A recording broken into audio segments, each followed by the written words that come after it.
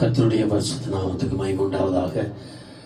நாம் எல்லாரும் கண்களை மூடி இந்த கால வேளையில் தேவனை ஆராதிக்கும்படி நாம் எல்லாரும் முழங்கால் படியிடுவோம். கர்த்தர் நமக்கு இந்த அருமையான நாளை கொடுத்திருக்கிறார். இந்த நாளிலே நாம் மகிழ்ந்து களி கூறுவது மட்டுமல்ல, நாம் எல்லாரும் இந்த நாளிலே கர்த்தரை மகிமைப்படுத்துகிறோம். கர்த்தருடைய நாமத்தை இந்த நாளிலே ஆராதனையின் மூலமாய் உயர்த்தும்படி நாம் எல்லாரும் நம்மை அர்ப்பணிப்போம். எல்லாரும் முழங்கால் படியிட்டு கர்த்தரை நோக்கி நாம் பார்க்கலாம். Price the Lord. ஸ்தோத்திரம், ஸ்தோத்திரம், ஸ்தோத்திரம், ஸ்தோத்திரம், ஸ்தோத்திரம். எங்களை அளவில்லாமல் நேசிக்கிற எங்கள் அன்பின் பரலோகத்தின் நல்ல கர்த்தாவே, எங்கள் ஜீவனுள்ள தேவனே, அப்பா, இந்த அருமையான நாளுக்காக நாங்கள் உம்மை நன்றியோடு துதிக்கிறோம், ஸ்தோத்தரிக்கிறோம், உம்மை வாழ்த்துகிறோம்.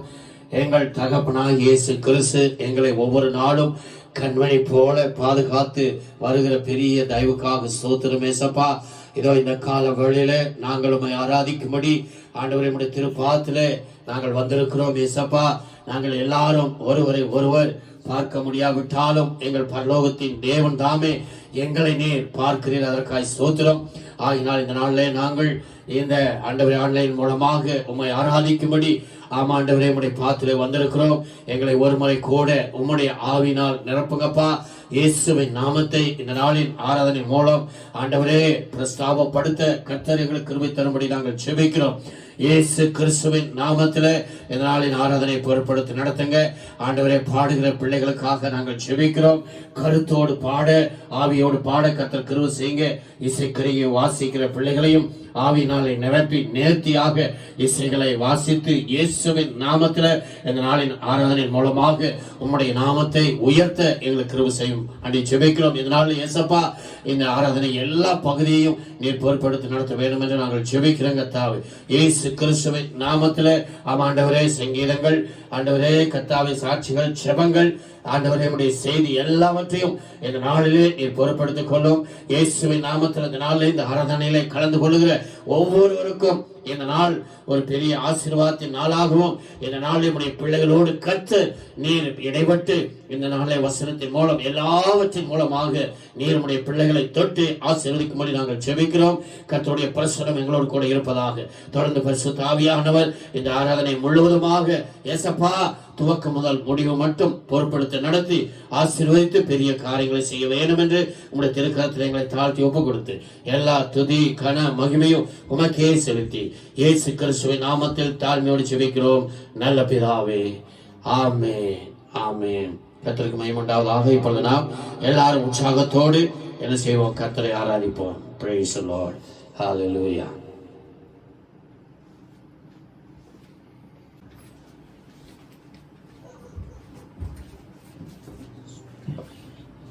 Check. Hallelujah. Amen. Hallelujah. Hallelujah. Hallelujah. Hallelujah. ஆமென். எல்லோரும் நன்றியோடு கூட தேவனை நோக்கி பார்ப்போமா? Thank you Jesus. Hallelujah. இந்த காலை வேளையில மீண்டுமாக தேவன் அவரை ஆராதிக்கும்படியாக நம்மளை ஹalleluya நம்ம எந்த இடத்துல இருக்கிறோமோ அங்கிருந்து தேவனை உண்மையோடு கூட ஆராதிப்போமா? முழு உள்ளத்தோடு முழு ஆத்மாவோடு கூட தேவனை ஆராதிப்போம். ஹalleluya.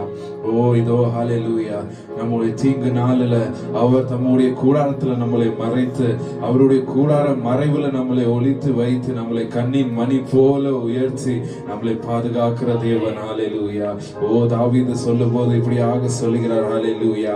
எங்கள் தலைக்கு சுற்றிலும் இருக்கிற ஆண்டவரே, எங்களை சத்ருவுக்கு மேலாக எங்களை உயர்த்தி எங்களை பாதுகாக்கிற தேவன் என்று சொல்லி ஹalleluya. ஓ எவ்வளவு கிருபை, எவ்வளவு தயவு. ஹalleluya.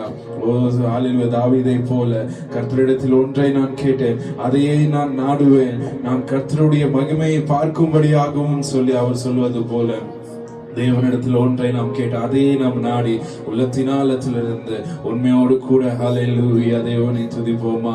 அவர் சொல்லுகிறார், நான் என் ஜீவன் உள்ள நாள் எல்லாம் கர்த்தருடைய ஆலயத்தில் தங்கி இருப்பதையே நாடுவேன் என்று தாவீது சொல்வது போல இந்த நாட்களில நாம் சொல்லுவோமா? அப்பா உம்முடைய பாதத்தில் அமர்ந்திருப்பதையே நாங்கள் நாடுவோம் ஆண்டவரே.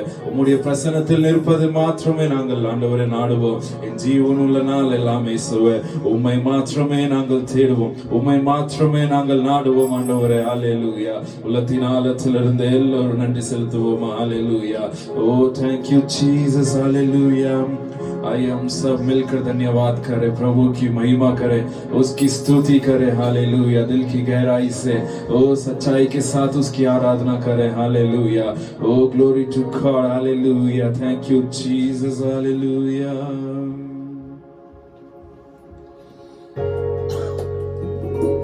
Amen. Thank you, Jesus. எங்கள் தகுதிக்கு மேலாக எங்களுக்கு தந்த எங்களை வழி நடத்துகிற தேவனே, உமக்கு நன்றிகளை செலுத்துகிறோம் இயேசுவே. Jesus, hallelujah. धन्यवाद के साथ स्तुति गाऊंगा, यीशु मेरे खुदा। उपकार तेरे हैं बेशुमार, कोटि कोटि स्तुति। धन्यवाद, धन्यवाद के साथ स्तुति गाऊंगा, यीशु मेरे खुदा। उपकार तेरे हैं बेशुमार, कोटि कोटि स्तुति। धन्यवाद,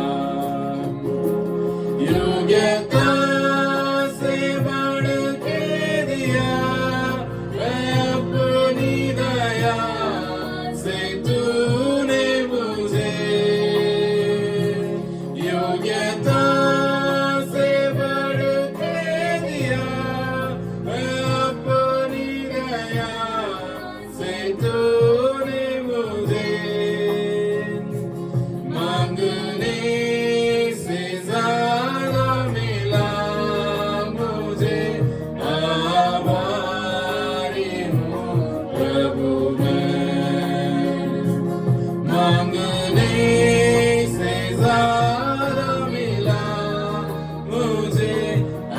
आभारी हूँ प्रभु मैं। धन्यवाद के साथ स्तुति गाऊंगा, यीशु मेरे खुदा। उपकार तेरे हैं बेशुमार, कोटि कोटि स्तुति।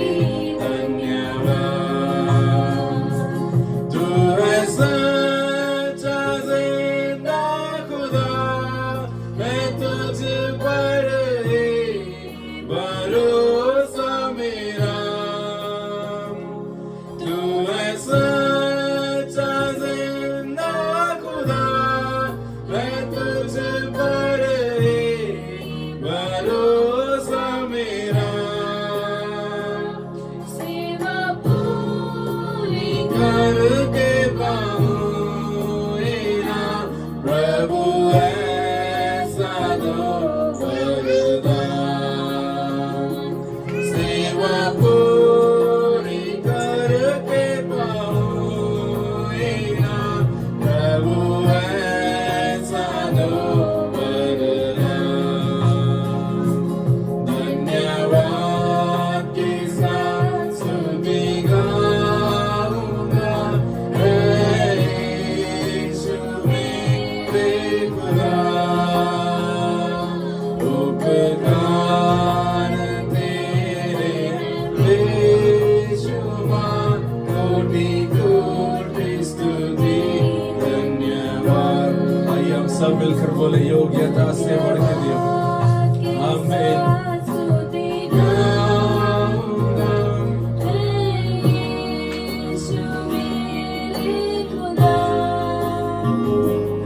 उपकार तेरे हैं बेशुमार, हालेलुया। धन्यवाद, योग्यता से बढ़ के दिया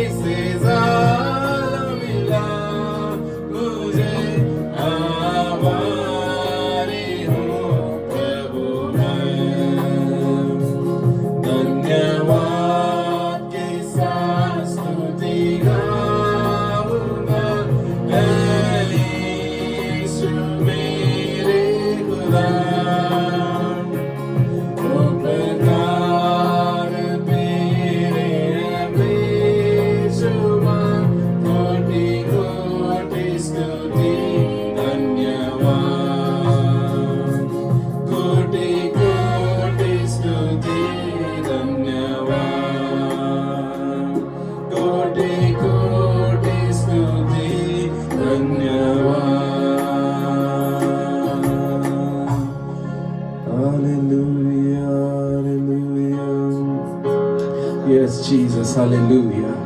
ஆமாங்க தகப்பனே, அப்பா எங்கள் தகுதிக்கு மேலாக எங்களுக்கு தந்து எங்களை ஆசீர்வதித்து எங்களை வழி நடத்துகிற தேவனே, அப்பா உமக்கு நன்றிகளை செலுத்துகிறோம் ஆண்டவரே. ஹalleluya. தகுதி இல்லாத எங்களை ஆண்டவரே, தள்ளப்பட்ட கல்லாக கிடந்த எங்களையும் ஆண்டவரே உம்முடைய ரத்தத்தினால கழுவி எங்களை மீட்டெடுத்து எங்களை வழி நடத்துகிறீரே, உமக்கு நாங்கள் நன்றி செலுத்துகிறோம் இயேசுவே. உமக்கு கோடி ஸ்தோத்திரங்களை செலுத்துகிறோம். ஹalleluya. என் தேவன் உமக்கு மகிமை உண்டாவதாக. ஹalleluya. அப்பா இதோ என் ஜீவனுள்ள நாளெல்லாம், என் ஜீவனுள்ள நாளெல்லாம் ஆண்டவரே உம்மை மாத்திரமே நான் நம்பி இருப்பேன். ஹalleluya. எஸ் தேவ சபையே ஹalleluya. எல்லாரும் தேவனை நோக்கி சொல்வோமா, என் ஜீவனுள்ள நாளெல்லாம் அப்பா உம்மையே நான் ஆராதிப்பேன், உம்மையே நான் பாடுவேன். ஹalleluya.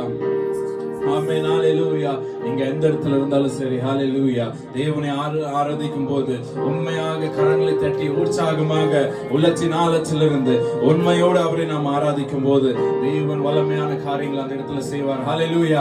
ஹalleluya. எல்லோரும் நீங்க நிற்கிற இடங்களில் 2 கரங்களை தட்டி நல்ல உற்சாகமாக அவருடைய நாமத்தை மகிமைப்படுத்துவோம். ஹalleluya.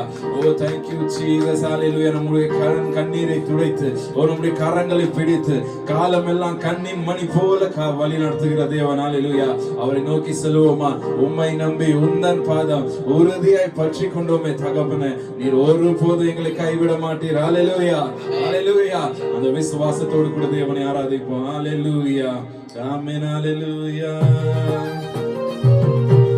ஆமென். நீங்க இருக்கிற இடங்களில் முடிந்தவர்கள் நடனம் ஆடி தேவனை ஆராதிப்போம். ஹalleluya. ஆமென். Oh, thank you, Jesus. Hallelujah.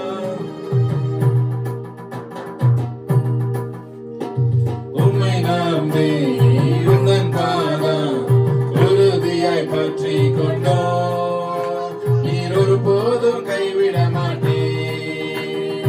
உம்மை நம்பி உந்தன் பாதம் உறுதியாய் பற்றி கொண்டோம், ஒருபோதும் கைவிட மாட்டீர்.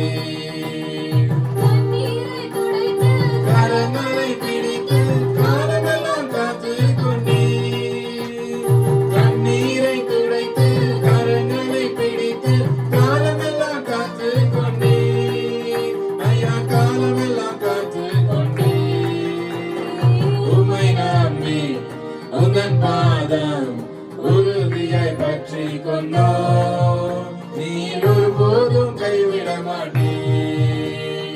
உம்மை நம்பி உந்தன் பாதம் உறுதியாய் பற்றி கொண்டோம், நீர் ஒருபோதும் கைவிட மாட்டீர். மகளாக அப்பா என்று அழைக்கும் உரிமையை எனக்கு தந்தீர். மகனாக மகளாக அப்பா என்று அழைக்கும் உரிமையை எனக்கு தந்தே, ஐயா உரிமையை எனக்கு தந்தே. உம்மை நம்பி உந்தன் பாதம் உறுதியாய் பற்றி கொண்டோம், ஒருபோதும் கைவிட மாட்டேன். உம்மை நம்பி உந்தன் பாதம் உறுதியாய் பற்றி கொண்டோம், கைவிட மாட்டீர். மகனாக மகளாக அப்பா என்று அழைக்கும் உரிமையை எனக்கு தந்தே. மகனாக மகளாக அப்பா என்று அழைக்கும் உரிமையை எனக்கு தந்தே, ஐயா உரிமையை எனக்கு தந்தே. உம்மை நம்பி உந்தன் பாதம் உறுதியாய் பற்றி கொண்டோம், ஒருபோதும் கைவிட மாட்டீர். உம்மை நம்பி உந்தன் பாதம் உறுதியாய் பற்றி கொண்டோம், நீர் ஒருபோதும் கைவிட மாட்டீர். ஆமென். ஹalleluya. உற்சாகமாக இயேசுவே அச்சாரமாய் முத்திரை அபிஷேக வல்லமை அடிமைக்கு தந்தீரே, அடிமைக்கு தந்தீரே. உம்மை நம்பி உந்தன் பாதம் உறுதியாய் பற்றி கொண்டோம், ஒருபோதும் கைவிட மாட்டீர். உம்மை நம்பி உந்தன் பாதம் உறுதியாய் பற்றி கொண்டோம். நீர் ஒருபோதும் கைவிட மாட்டீர். ஆமென். ஹalleluya. இயேசுவின் நாமத்தினாலே ஹalleluya. குருடர்கள் பார்த்தார்கள், செவிடர்கள் கேட்டார்கள், முடவர்கள் நடந்தார்கள். ஐயா, முடவர்கள் நடந்தார்கள். உம்மை நம்பி உந்தன் பாதம் உறுதியாய் பற்றிக் கொண்டோம். நீர் ஒருபோதும் கைவிட மாட்டீர். உம்மை நம்பி உந்தன் பாதம் உறுதியாய் பற்றிக் கொண்டோம். ஒருபோதும் கைவிட மாட்டீர். உம்மை நம்பி. ஆமென். உம்மை மாத்திரமே. ஹalleluya. எல்லோரும் சேர்ந்து சொல்லுவோமா? கைவிட மாட்டீர். நீர் ஒருபோதும் கைவிட மாட்டீர். நீர் ஒருபோதும் கைவிட மாட்டீர். Hallelujah. Thank you Jesus. Hallelujah. ஓ மகனாக மகளாக அப்பா என்று அழைத்திடும் உரிமை உங்களுக்கு எனக்கு தந்த தேவன் அல்லவா? ஹalleluya. நன்றியோடு கூட தேவனை ஆராதிப்போமா? ஹalleluya.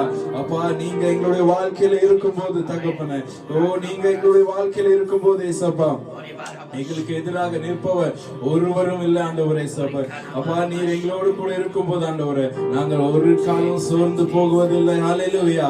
ஹalleluya. எல்லோரும் விசுவாசத்தோடு நன்றி நிறைந்த உள்ளத்தோடு கூட தேவனை நோக்கி சொல்லுவோமா? ஆண்டவரே, நீங்கள் எங்களோடு கூட இருக்கும்போது ஆண்டவரே, அப்பா நாங்கள் ஒரு காலம் சோர்ந்து போவதில்லை. ஹalleluya. ஒரு காலம் நாங்கள் சோர்ந்து போவதே இல்லை. ஹalleluya. ஓ நன்றி இயேசுவே, நன்றி இயேசுவே. அப்பா உமக்கு நன்றி. ஓ சமாதானக்காரனே, உமக்கு நன்றி. சர்வ வல்லவரே, உமக்கு நன்றி. ஹalleluya. ஓ எங்களை ஆண்டவரே இயேசப்பா, ஓ இருளில் வெளிச்சமாக மாற்றினவரே, உமக்கு நன்றி செலுத்துகிறோம். ஹalleluya. ஓ நன்றி நன்றி நன்றி என்று ஹalleluya. உள்ளத்தின் ஆழத்திலிருந்து உண்மையோடு கூட தேவனை ஆராதிப்போமா? ஹalleluya. ஓ thank you Jesus. ஹalleluya. ஆமென். இயேசு நீங்க இருக்கையில நான் சோர்ந்து போவதில்லை என்று சொல்லி தேவனுடைய நாமத்தை மகிமைப்படுத்தி அவரை ஆராதிப்போமா? ஹalleluya. ஆமென். ஹalleluya. நீங்க இருக்கிற இடங்களில் எல்லாரும் கரங்களை தட்டி பாடல்களை பாடும்போது உற்சாகமாக பாடல்களை பாடி அவருடைய நாமத்தை மகிமைப்படுத்துவோம். Thank you Jesus. ஹalleluya. ஆமென். நீங்க இருக்கையில நாங்கள் சோர்ந்து போவதில்லை. இயேசு நீங்க இருக்கையில நாங்கள் சோர்ந்து போவதில்லை. நீங்க எல்லாமே பார்த்துக் கொள்வீங்க. நீங்க எல்லாமே பார்த்துக் கொள்வீங்க. ஆமென். நீங்க எல்லாமே பார்த்துக் கொள்வீங்க. எல்லாமே பார்த்துக் கொள்வீங்க. இயேசு நீங்க இருக்கையில நாங்கள் சோர்ந்து போவதில்லை. ஆமென். இயேசு நீங்க இருக்கையில நாங்கள் சோர்ந்து போவதில்லை. சமாதானக்காரர் நீங்கதானே, சர்வ வல்லவரும் நீங்கதானே. ஆமென். சமாதானக்காரர் நீங்கதானே, சர்வ வல்லவரும் நீங்கதானே. இயேசு நீங்க இருக்கையில நாங்கள் சோர்ந்து போவதில்லை. இயேசு நீங்க இருக்கையில நாங்கள் சோர்ந்து போவதில்லை. தேவன் நீங்கதானே, ஆலோசனை கொடுத்த நீங்கதானே. ஆமென். நீங்கதானே,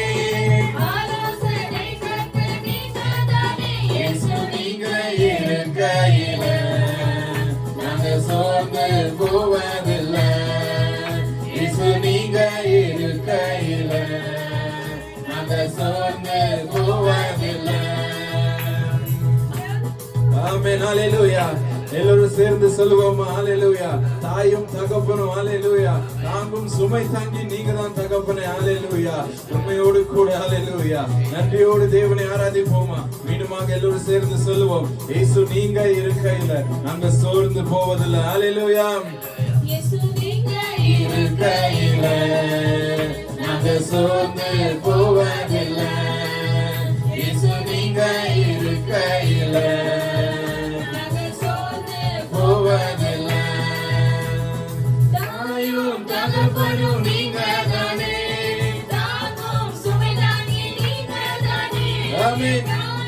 தகப்பனும் நீங்க தானே,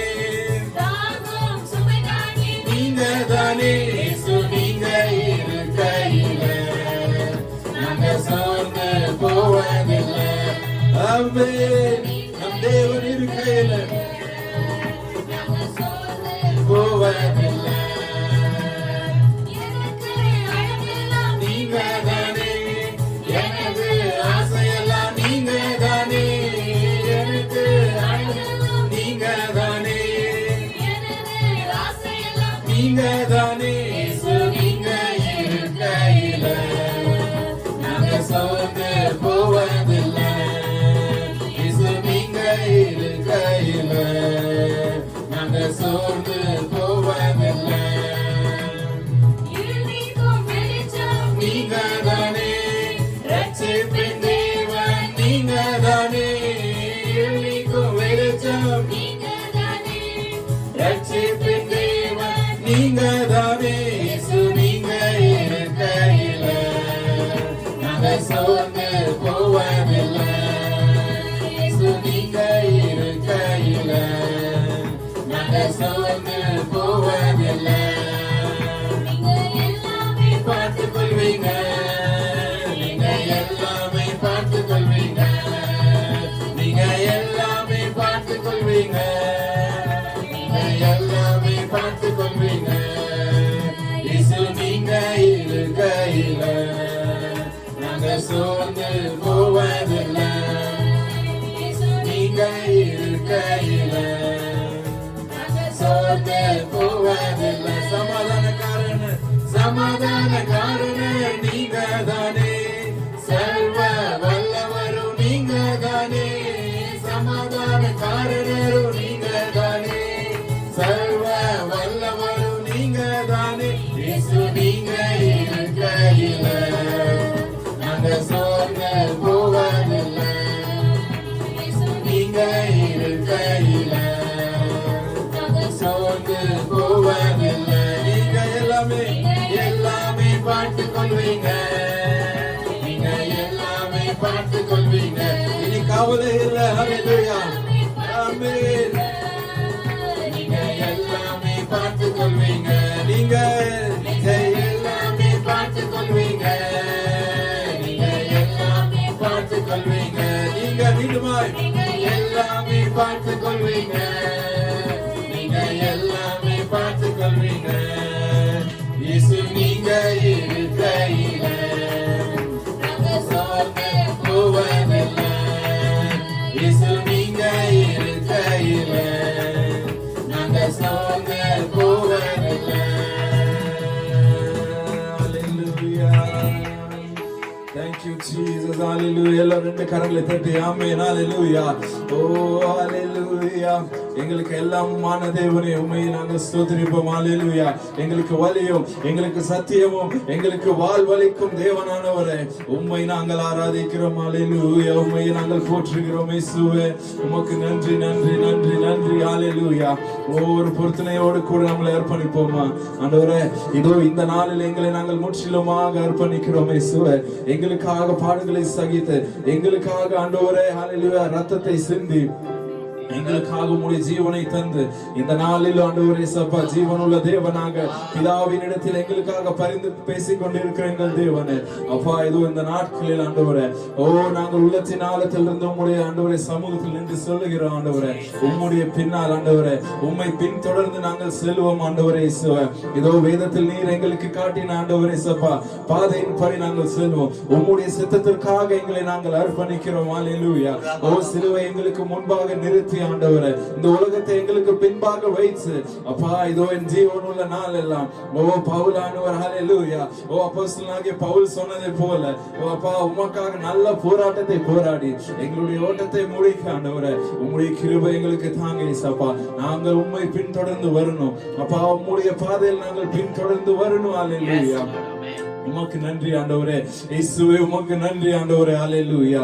விசுவாசத்தோடு கூட எல்லோரும் நன்றியோடு கூட தேவனை ஆராதிப்போம். ஹalleluya. அப்பா உம்மை நாங்கள் பின்தொடர்ந்து வரணும் ஆண்டவரே. எங்கள் ஜீவனுள்ள நாள் எல்லாம் ஏசப்பா, ஒவ்வொரு நாளும் ஆண்டவரே உம்மை நாங்கள் பின்தொடர்ந்து வரணும். ஹalleluya. ஓ நன்றியோடு கூட தேவனை ஆராதிப்போமா.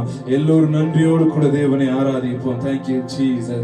இயேசுவின் பின்னால் நான் செல்வேன், இனி நான் திரும்பி பார்க்க மாட்டேன், சிலுவையின் முன்னால் உலகம் என் பின்னால் என்று சொல்லி ஆமென். ஒரு வைராக்கியத்தோடு கூட இந்த பாடலை பாடி ஓ தேவனுடைய நாமத்தை மகிமைப்படுத்துவோம். ஹalleluya. Thank you Jesus. Hallelujah. ஆமென். ஹalleluya. எல்லாரும் உற்சாகமாக தேவனுடைய நாமத்தை உயர்த்துவோமா. இயேசுவின் பின்னால் நான் செல்வேன், திரும்பி பார்க்க மாட்டேன், திரும்பி பார்க்க மாட்டேன். இயேசுவின் பின்னால் நான் செல்வேன், திரும்பி பார்க்க மாட்டேன், திரும்பி பார்க்க மாட்டேன். சிலுவையின் முன்னால்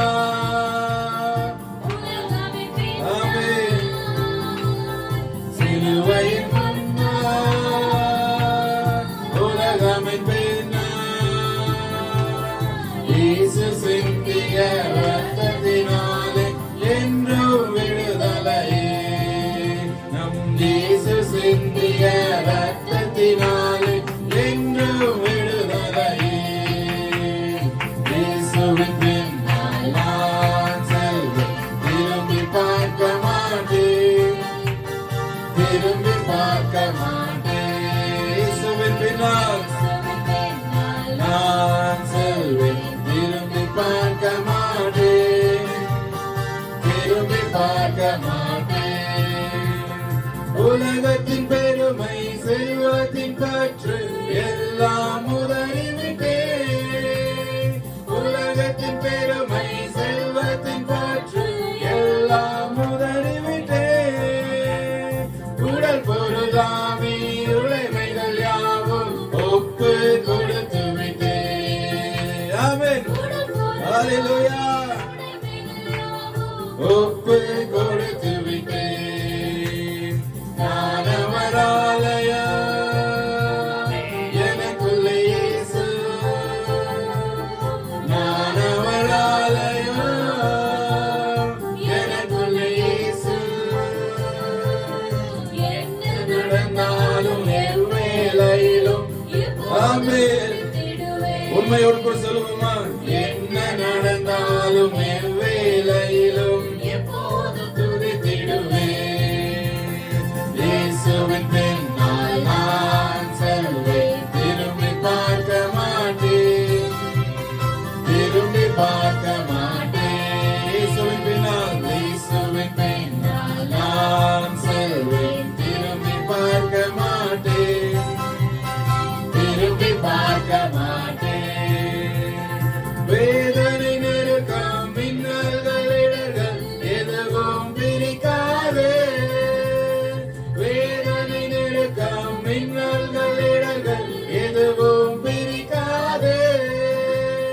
வெற்றி வேதனை இயேசுவின் அன்பால் முற்றிலும் ஜெயம். ஆமென்.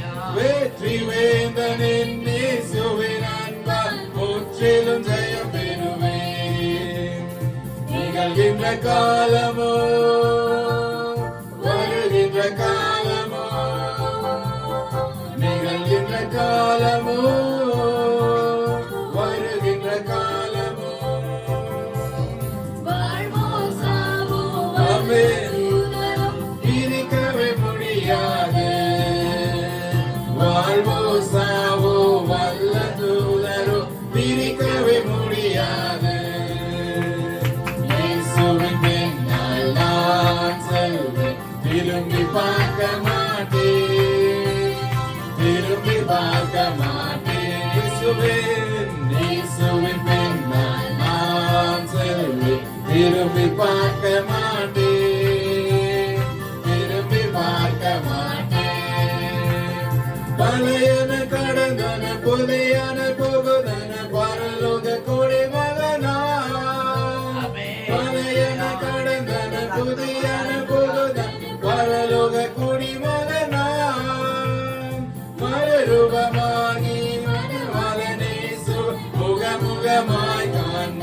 விசுவாசத்தோடு சொல்லுவோமா? ஆமென். மணவாளனே சுவை முகமுகமாய் காண்பே, இதயமெல்லாம் ஏங்குதையா, இதயமெல்லாம் ஏங்குதையா.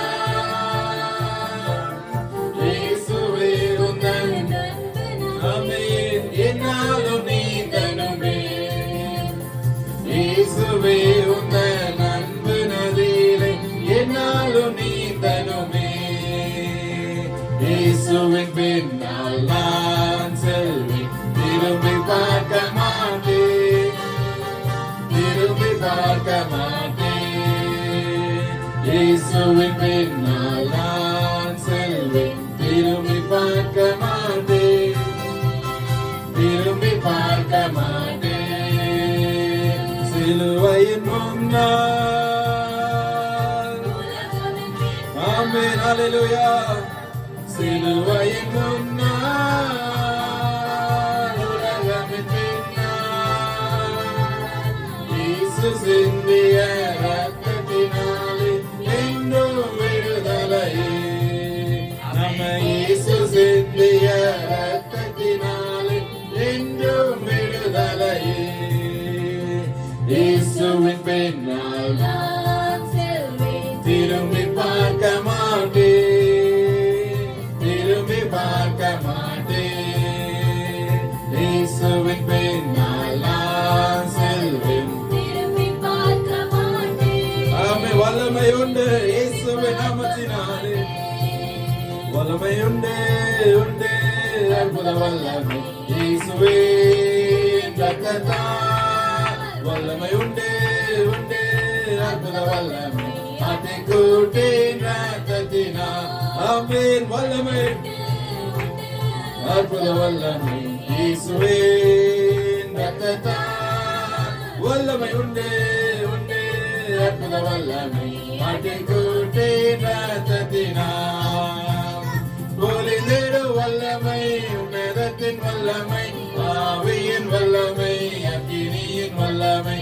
பொழிந்திடும் வல்லமை உன்னதத்தின் வல்லமை, ஆவியின் வல்லமை அக்கினியின் வல்லமை.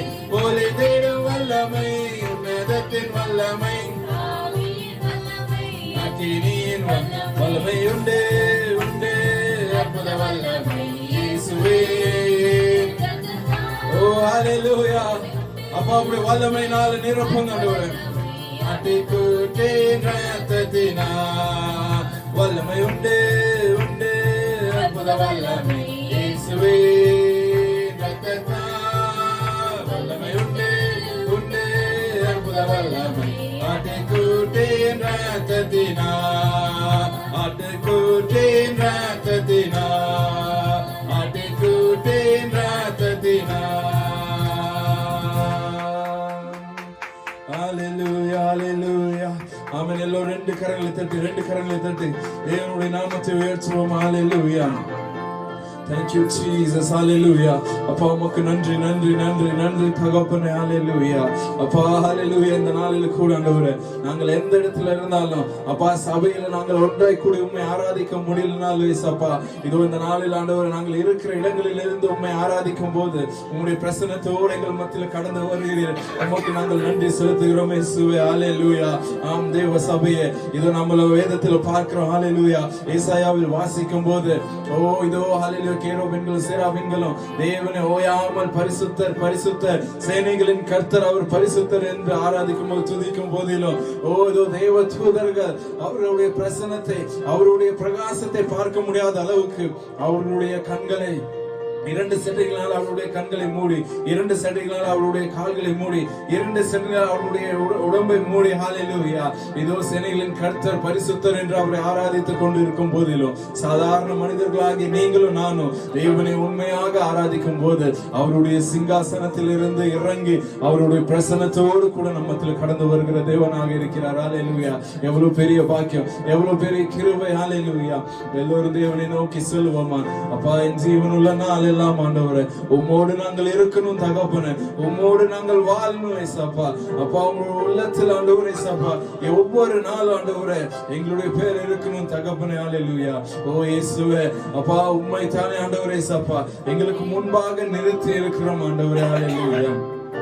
நன்றியோடு கூட சொல்லுவோமா, எனக்காக எல்லாவற்றையும் செய்கிற தேவனே, எங்களுக்காக எல்லாவற்றையும் செய்து முடிப்பவரே, உம்முடைய பாதத்தில் ஆண்டவரே சப்பா நாங்கள் எங்களை அர்ப்பணிக்கிறோம் தகப்பன் என்று சொல்லி முற்றிலுமாக நம்மளை ஒப்பு கொடுத்து ஹல்லேலூயா தேவனுடைய பாதையில முற்றிலுமாக நம்மளை ஒப்பு கொடுத்து நன்றியோடு கூட ஹல்லேலூயா அவரை ஆராதிப்போமா, உண்மையோடு கூட தேவனை ஆராதிப்போம். ஹல்லேலூயா.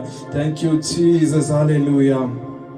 அப்பா உமக்கே துதி, உமக்கே மகிமை, உமக்கே புகழ் உண்டாகட்டும் தகப்பனே. ஹல்லேலூயா. இரக்கமும் உருக்கமும் ஓ நீடிய சாந்தமும் கிருபையும் உள்ள எங்கள் பரலோகத்தின் தகப்பனே உம்மை நாங்கள் ஆராதிக்கிறோம். ஹல்லேலூயா. ஓ தேவ சபையே, தேவ ஜனமே, நம்மளை முற்றிலுமாக ஒப்பு கொடுத்து தேவனுடைய பாதையில ஹல்லேலூயா தேவனுடைய கரத்துல முற்றிலுமாக ஒப்பு கொடுத்து ஓ உண்மையோடு கூட அவரை ஆராதிப்போமா. Thank you Jesus. ஹல்லேலூயா. உம்மோடு இருப்பதுதான் உள்ளத்தின் வாஞ்சையா என்று சொல்லுவோம் தேவனை நோக்கி. அப்பா என் வாழ்நாள் எல்லாம் ஆண்டவரே உம்முடைய சித்தத்தை நாங்கள் செய்யணும் ஏசப்பா, அதுவே எங்கள் இதயத்தின் ஏக்கமாக மாறணும் தகப்பனே. உம்மை மாத்திரம் எங்களுக்கு முன்பாக நாங்கள் நிறுத்தியுள்ளோம், வழி நடத்துங்க என்று சொல்லி அர்ப்பணிப்போடு தேவனை நோக்கி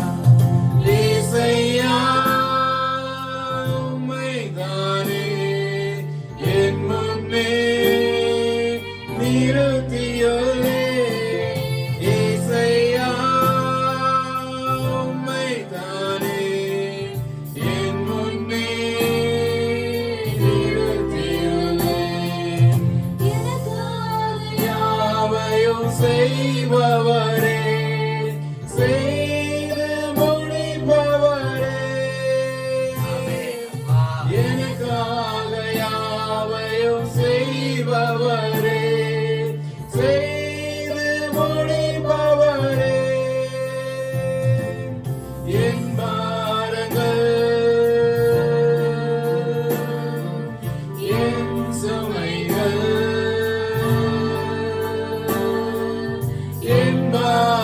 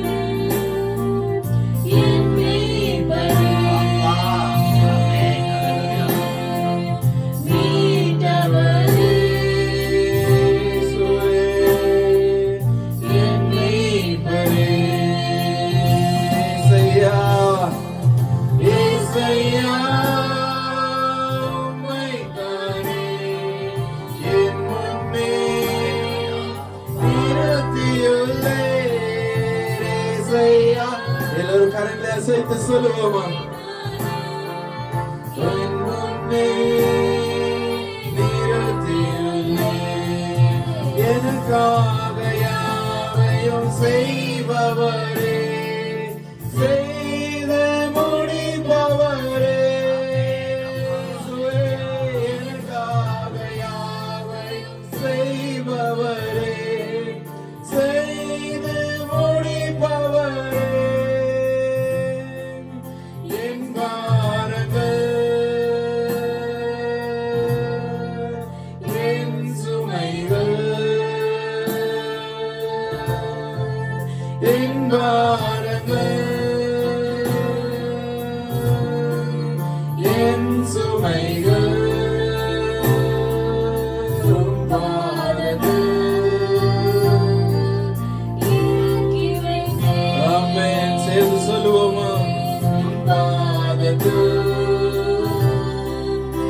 இறக்கி வைத்தேன். கரங்களை அசைத்து சொல்லுவோமா? உம்மைதானே என் முன்னே நிறுத்தியுள்ளே இயேசையா, உம்மைதானே என் முன்னே நிறுத்தியுள்ளே, உம்மோடு இருப்பதுதான் என் உள்ளத்தின் வாஞ்சையா, உம் சித்தம் செய்வதுதான் இதயத்தின் ஏக்கமையா, உம்மோடு இருப்பதுதான் உள்ளத்தின் வாஞ்சையா, உம் சித்தம் செய்வதுதான் இதயத்தின் ஏக்கமையா. Thank you, Jesus. Hallelujah. Amen. Hallelujah. நன்றி தகப்பனே. அப்பா உமக்கு நன்றி நன்றி நன்றி நன்றியோடு கூட உம்மை நாங்கள் துதிக்கிறோம், உம்மை நாங்கள் ஆராதிக்கிறோம் இயேசுவே. ஓ எங்களுடைய ஆண்டவரே, எங்களுக்காக யாவையும் செய்து முடிப்பவரே, ஒன்றுக்குமே ஆண்டவரே தகுதி இல்லாமல் எங்களை பாவ சேற்றிலும் மூழ்கி கொண்டு இருந்த எங்களை, அப்பா பாவமான காரியங்களை செய்து கொண்டிருந்த எங்களை ஆண்டவரே, ஒன்றுக்குமே தகுதி இல்லாத எங்களை ஆண்டவரே, எங்களுக்காக யாவையும் செய்து முடிப்பவர் ஆண்டவரே. எங்களுடைய பாவ பாரங்கள் எல்லாவற்றையும், எங்களுடைய சுமைகள் எல்லாவற்றையும் ஆண்டவரே நீர் சுமந்து எங்களுக்காக சிலுவையில வெற்றி சிறந்த தேவனே, எங்களை நாங்கள் முற்றிலுமாக அர்ப்பணிக்கிறோம் ஆண்டவரே. இந்த நாளிலும் ஆண்டவரே சப்பா, எங்களுடைய ஆராதனை முகர்ந்து உம்முடைய சிங்காசனத்திலிருந்து எங்கள் மத்தியிலே இறங்கி வந்ததுக்காக உமக்கு நன்றி செலுத்துகிறேன் இயேசுவே. அப்பா எங்களை வழி நடத்துங்க ஆண்டவரே. ஒவ்வொரு காரியத்தையும் உங்களுடைய ஒரு பாதத்தில் நாங்கள் ஒப்புக் கொடுக்கிறோம் தகப்பனே. மீதியான காரியங்கள் அப்பா, சங்கீத பகுதிகள் ஆண்டவரே, உம்முடைய வார்த்தை எல்லாவற்றையும் ஆண்டவரே நீர் ஆசீர்வதித்து நீர் பலப்படுத்தி நீர் வழி நடத்த வேண்டும் என்று உம்முடைய பாதத்தில் ஒப்பு கொடுத்து இயேசு கிறிஸ்துவின் விலையேற பெற்ற நாமத்தில் கெஞ்சி கேட்கிறேன் ஜீவனுள்ள நல்ல பிதாவே. ஆமென் ஆமென்.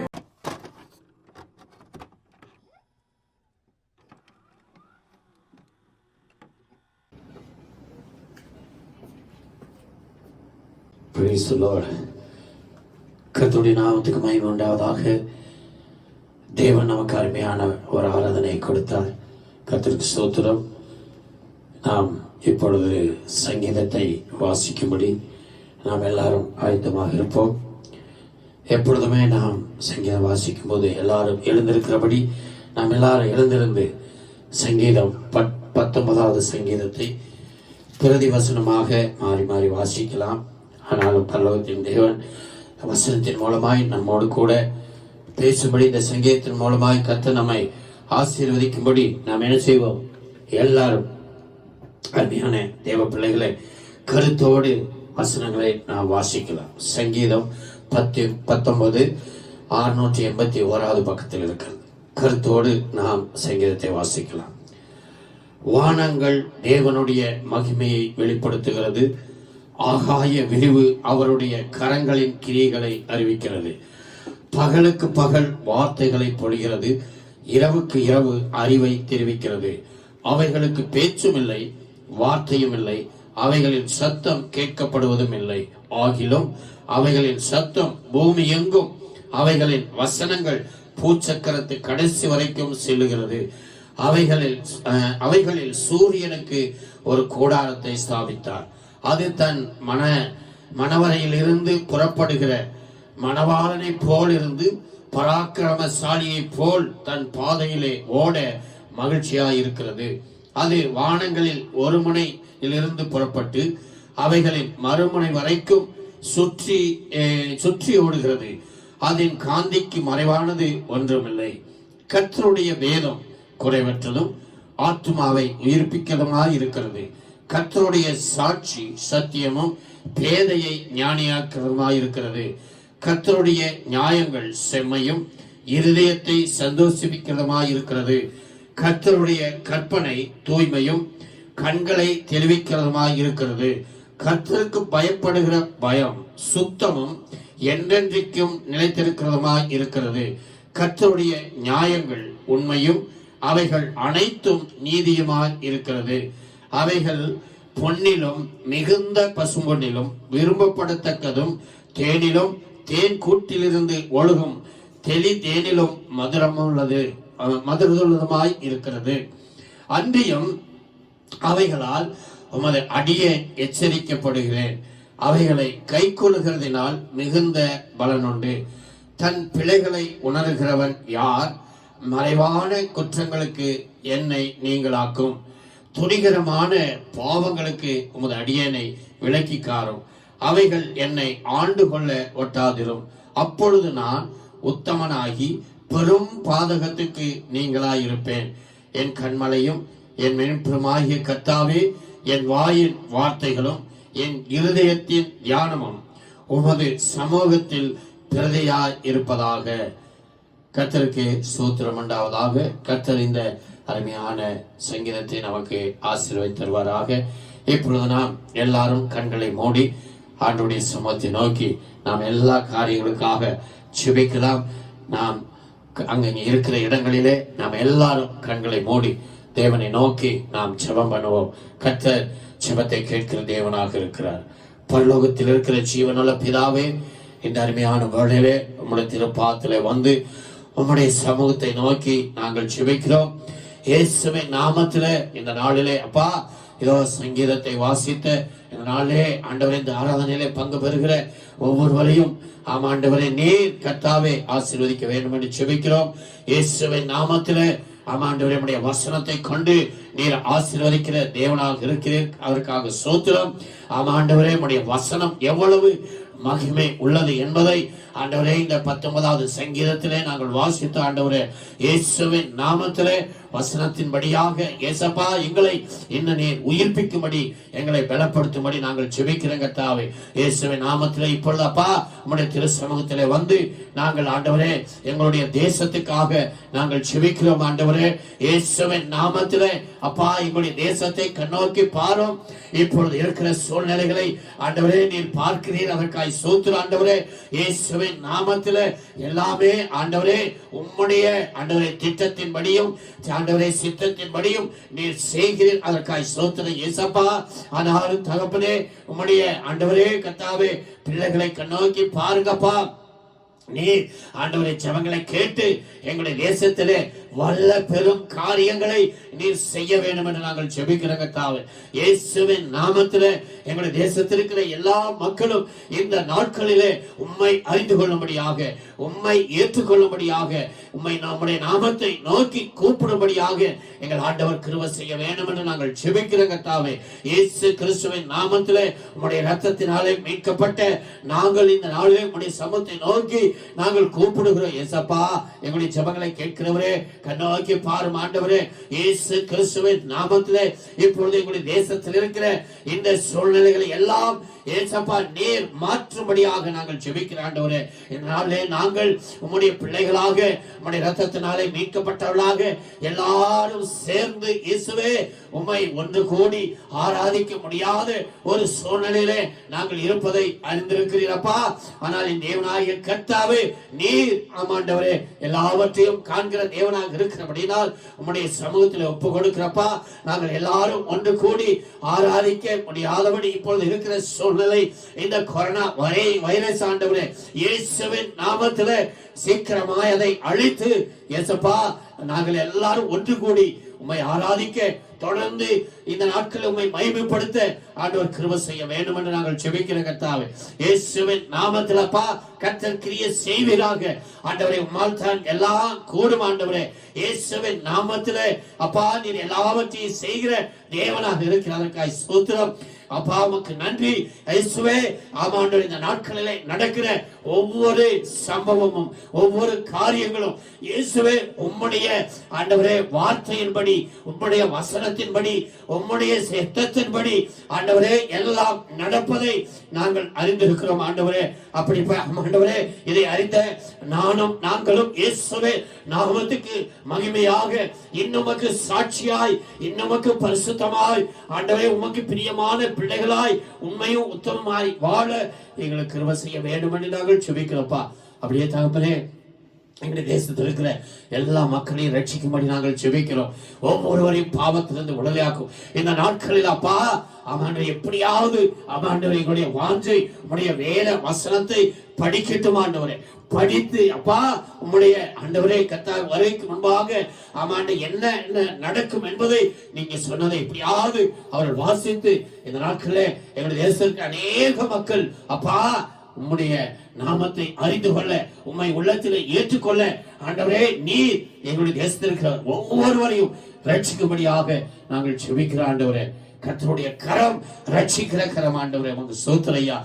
ரட்சிக்க கூடாதபடி உம்முடைய கரம் குறுகவில்லையே இயேசுவே. உம்முடைய கரத்தை நீட்டி எங்களுடைய தேசத்தில் இருக்கிற எல்லா மக்களையும் ரட்சிக்கும்படி நாங்கள் ஜெபிக்கிற ஆண்டவரே. தொடர்ந்து எங்களுடைய தேசத்துக்கு வேண்டிய ஆண்டவரே கிருபைகளை தாங்க ஆண்டவரே. இந்த நாட்கள் அப்பா இந்த வைரஸின் மூலம் ஐயா அதிகமான மரணங்கள் ஏதோ நடக்காதபடி காத்துக்கொள்ளுங்க. நிறுத்துங்கப்பா, நீங்க நிறுத்துங்க ஆண்டவரே. உங்களாலே முடியும் ஆண்டவரே. ஸ்தோத்திரம் கர்த்தாவே இயேசுவே நாமத்திலே. அன்னைக்கு அப்பா தூதனுக்கு ஆமாண்டவரே உருவினப்பட்ட தோன்றின தூதனுக்கு நிறுத்து என்று கட்டளை கொடுத்தீரே, அதே போல இந்த வைரஸை நிறுத்துங்க, அழித்து அப்புறப்படுத்துங்க ஆண்டவரே. எப்படியாவது மக்கள் அறிந்து கொள்ள கிருபை செய்யும் ஆண்டவரே. தொடர்ந்து கர்த்தருடைய கிருபை எங்களுடைய தேசத்துல ஆமாண்டு திருகும்படி கிருபை செய்யுங்க. அப்படியே ஏசப்பா நாங்கள் ஆண்டவரே இதோ கர்த்தாவே இஸ்ரவேலின் தேசத்துக்காய் ஜெபிக்கிறோம். யூதர்களுடைய ரட்சிப்புக்காய் ஜெபிக்கிறோம் ஆண்டவரே.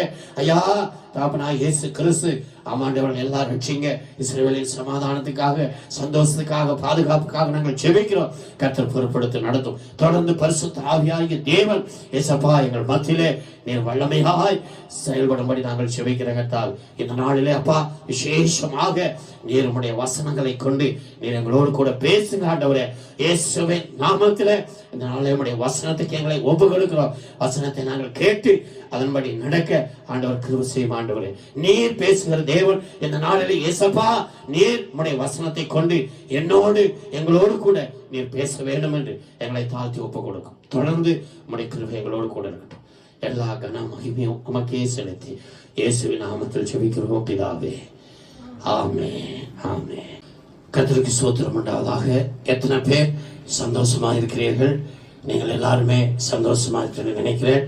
கர்த்தருடைய நாமத்தை மகிமைப்படுத்தி எல்லாரும் ஒரு அல்லேலூயா சொல்லுவோம். அல்லேலூயா. கர்த்தருக்கு ஸ்தோத்திரம் உண்டாவதாக. நாம் முக்கியமான நேரத்துக்கு வந்திருக்கிறோம். கர்த்தருக்கு ஸ்தோத்திரம் உண்டாவதாக. நான் விசுவாசிக்கிறேன் நீங்கள் எல்லாரும் இந்த கால வேளையில ஆண்டவருடைய சமூகத்திலே எழுந்து ஜெபித்து இந்த நாளில் ஏசப்பா உம்முடைய வசனத்தின் மூலமாக என்னோடு பேசும் என்று சொல்லி நீங்கள் ஜெபித்து இப்பொழுது ஆயத்தமாக இருப்பீர்கள் நான் விசுவாசிக்கிறேன். அதனாலே நம்முடைய தேவனாகிய கர்த்தர் இந்த நாளிலே நம்மோடு கூட என்ன செய்கிறார்? பேச போகிறார். எத்தனை பேர் விசுவாசிக்கிறீர்கள்? விசுவாசிகள் எல்லாரும் இயேசுவை மகிமைப்படுத்தி வர இல்லையா சொல்லுவோம். அல்லேலூயா. கர்த்தருக்கு ஸ்தோத்திரம் உண்டாவதாக. ஆகினாலே வேத வசனம் ஆண்டவர் என்ன செய்தார்னு கேட்டால் சின்ன சாமுவேலை கொண்டு பேசினார்.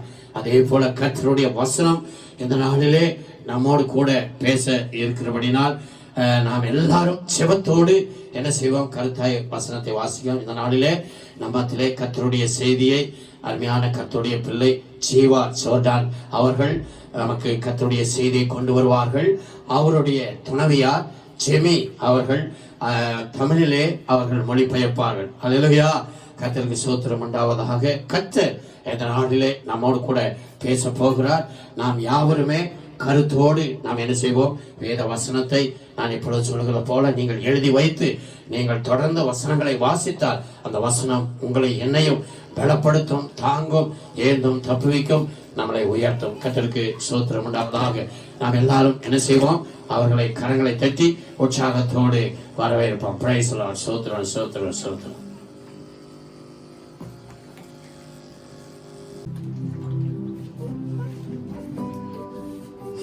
हालेलुया। हालेलुया। सबको जय मसीह की। எல்லாருக்கும் praise the Lord। और मैं आप सबका धन्यवाद करता हूँ कि आप लोग ऑनलाइन सर्विस के द्वारा इस संडे के दिन हमारे साथ जुड़े। நான் எல்லாருக்கும் நன்றி செலுத்துறேன். இந்த ஆன்லைன் சர்வீஸ் மூலமாய் நீங்க எங்களோடு இணைந்திருக்கிறதற்காக நான் தேவனுக்கு நன்றி செலுத்துகிறேன். और मैं विश्वास करता हूँ कि ये बीते हफ्ते पूरे दिन परमेश्वर ने आपको अच्छे से रखा है। நான் விசுவாசிக்கிறேன் கடந்த நாட்களில் ஆண்டவர் உங்களை சுகபத்திரமாக வைத்தார் என்று நான் விசுவாசிக்கிறேன். और एक और दिन उसने हमें दिया कि हम एक अच्छा आराधना का समय हम बिता सके। நம்ம வாழ்க்கையில் இன்னொரு நாளை கொடுத்து தேவனை ஆராதிக்கும்படியாய் கொடுத்த இந்த தருணத்திற்காக நான் நன்றி செலுத்துகிறேன். और एक बार फिर से मैं परमेश्वर का सबसे पहले मैं परमेश्वर का धन्यवाद करूंगा। நான் இந்த நாளில முதலாவதாக ஆண்டவருக்கு நான் நன்றி செலுத்துகிறேன். और उसके बाद ये जो मुझे मौका दिया कि मैं आगे आऊं और परमेश्वर के वचन को बांटूं, रेवरेंड जोशुआ डैनियल और उनके परिवार को मैं धन्यवाद कहूंगा। அடுத்ததாக போதகர் ரெவரண்ட் ஜோஷுவா டேனியல் அவர்களுக்கும் அவர்கள் குடும்பத்திற்கும் நான் நன்றி செலுத்துகிறேன் எனக்கு கொடுத்த இந்த தருணத்திற்காக.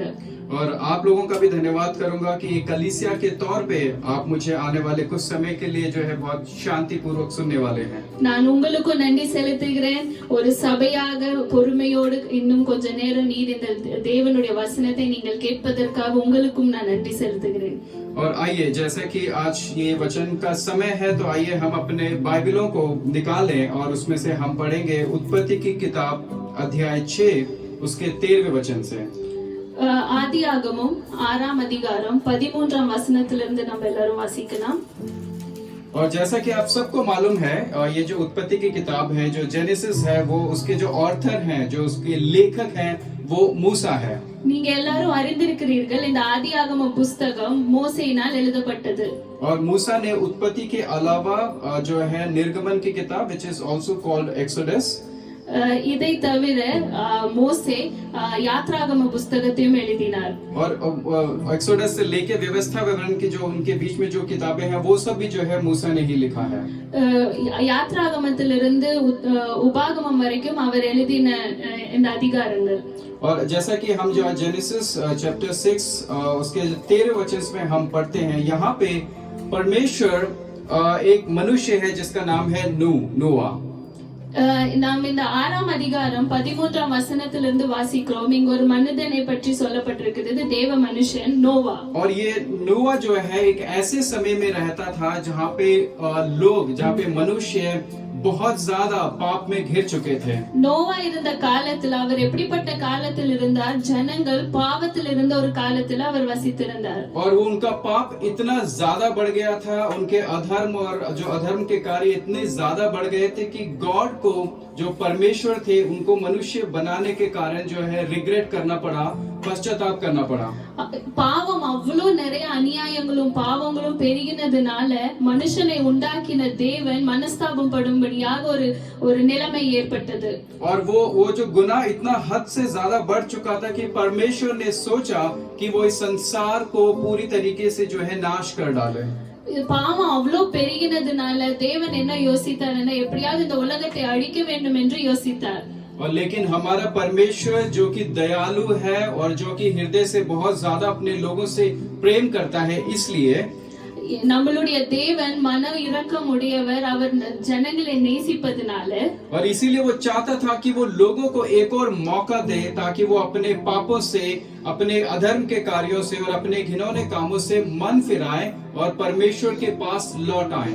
அவர் அதனால மனிதனை தேவன் அதிகமாய் நேசித்ததனால மனுஷன் மனம் திரும்பும்படியாக ஆண்டவர் இன்னொரு சான்ஸ் அவர்களுக்கு கொடுக்க யோசித்தார். और इसीलिए परमेश्वर ने जो कि निर्णय ले चुका था, तो परमेश्वर नोआ के पास गए और उनसे कहा कि वो एक जहाज बनाए।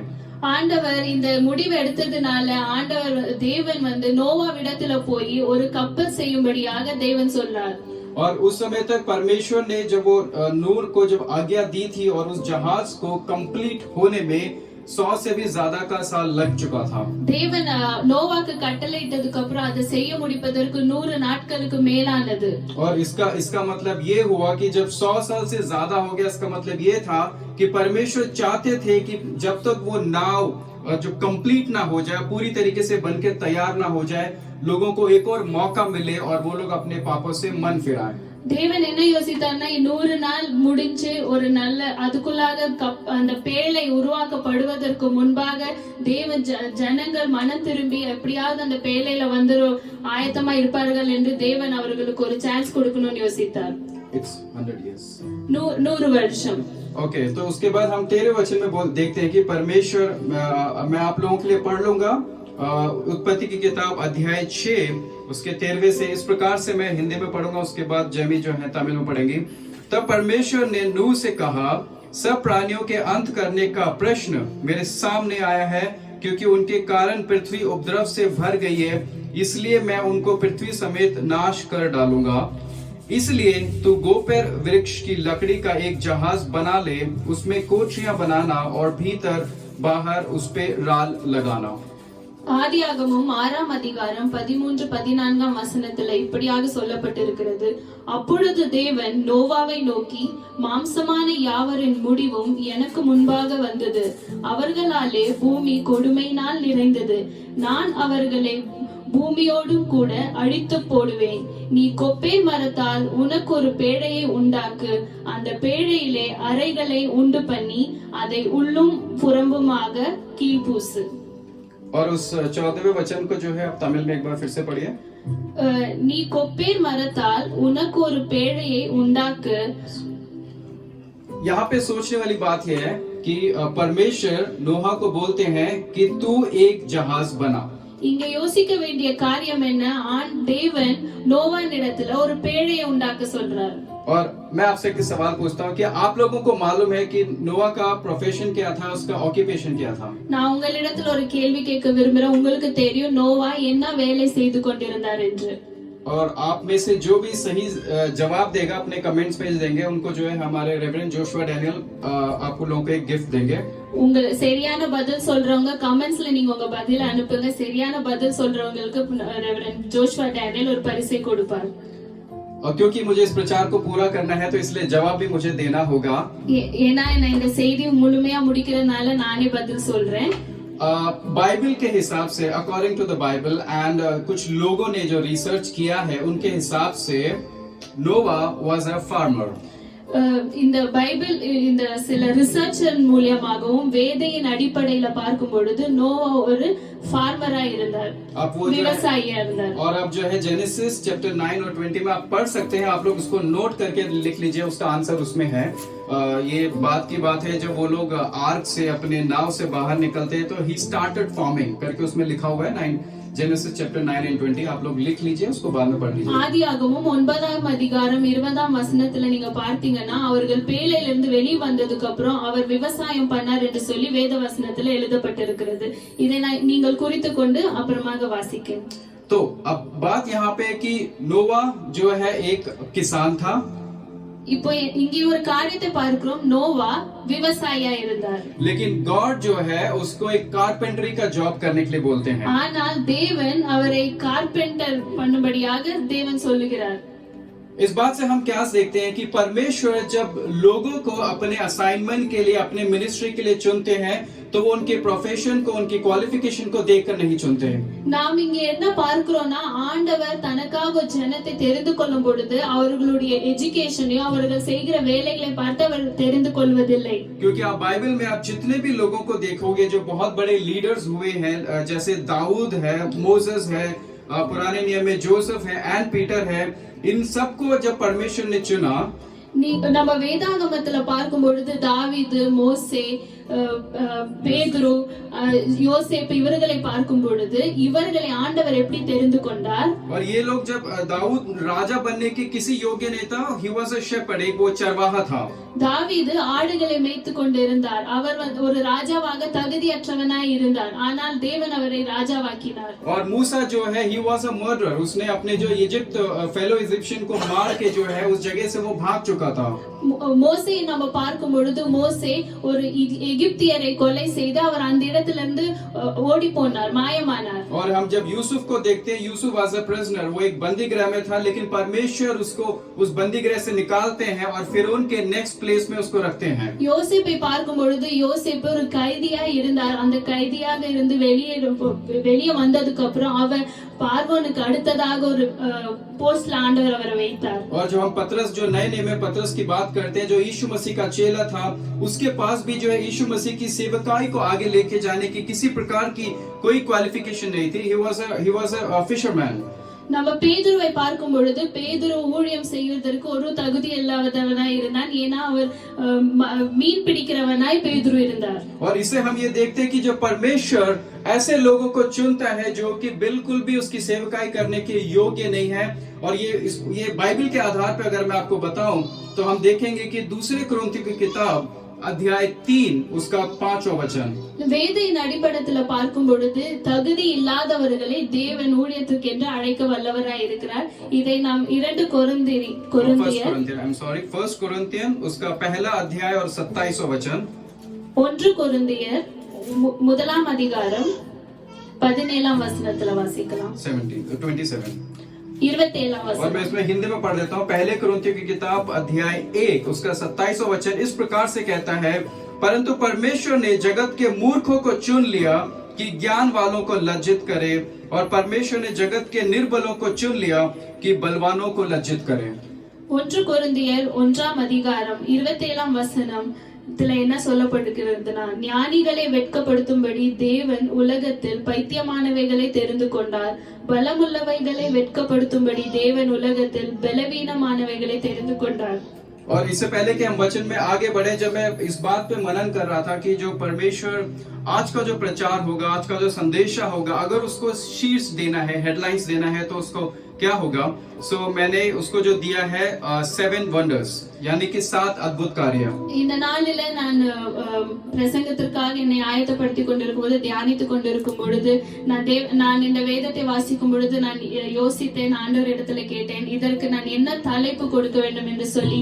அப்பொழுது தேவன் எனக்கு உணர்த்தின காரியம் 7 அற்புதங்கள்। और क्योंकि जब परमेश्वर नोह को लेके जो है उस फ्लड के दौरान, उस बाढ़ के दौरान जो यात्रा थी, वहां पे परमेश्वर ने बहुत सारे अद्भुत कार्य जो है नोआ के जीवन में किए। நம்ம இந்த வேதத்துல பார்க்கிறோம், நோவானுடைய வாழ்க்கையில ஆண்டவர் அநேக அற்புதங்கள், அதிசயங்களை தேவன் செய்தார் என்று சொல்லி, ड्यूरिंग द फ्लड टाइम, அந்த फ्लड நேரத்துல। और लेकिन इसमें से जो 7 ऐसे मुख्य कार्य हैं जिस पे हमें सोचने की बहुत जरूरत है। ஆனால் அதுல 7 முக்கியமான ஒரு காரியங்கள் இருக்கிறது, நம்ம தியானிக்க வேண்டிய காரியங்கள்। और इसी में से एक कार्य है कि चूजिंग अनवर्दी और unqualified people for his ministry. இதுல முதலாவது காரியம் என்னவென்றால் தகுதி இல்லாதவைகளை தேர்ந்தெடுப்பது அவருடைய ராஜ்யத்தின் ஊழியத்திற்கு என்று। और आज भी जो है बहुत सारे ऐसे पेरेंट्स हैं, बहुत सारे ऐसे लोग हैं जो अपने बच्चों को लेके चिंता में है कि मेरा बच्चा पढ़ाई में ठीक नहीं है, वो सही से पढ़ नहीं रहा है, तो आगे जाके क्या करने वाला है। இந்த நாட்களில நம்ம अनेक பெற்றோர்களை பார்க்கிறோம், தன்னுடைய பிள்ளைகளை குறித்துதான் ஒரு கவலை, சரியாக என்னுடைய பிள்ளை படிப்பதில்லையே, எதிர்காலம் எப்படிப்பட்டதா இருக்கும் என்று சொல்லி கவலையில இருப்பதை நாம் பார்க்கிறோம்। तो मैं उन लोगों के लिए बता दूं कि परमेश्वर ऐसे लोगों से कहता है कि एज अ पेरेंट आपको जो कुछ भी करना है, you try to give your best to your kids.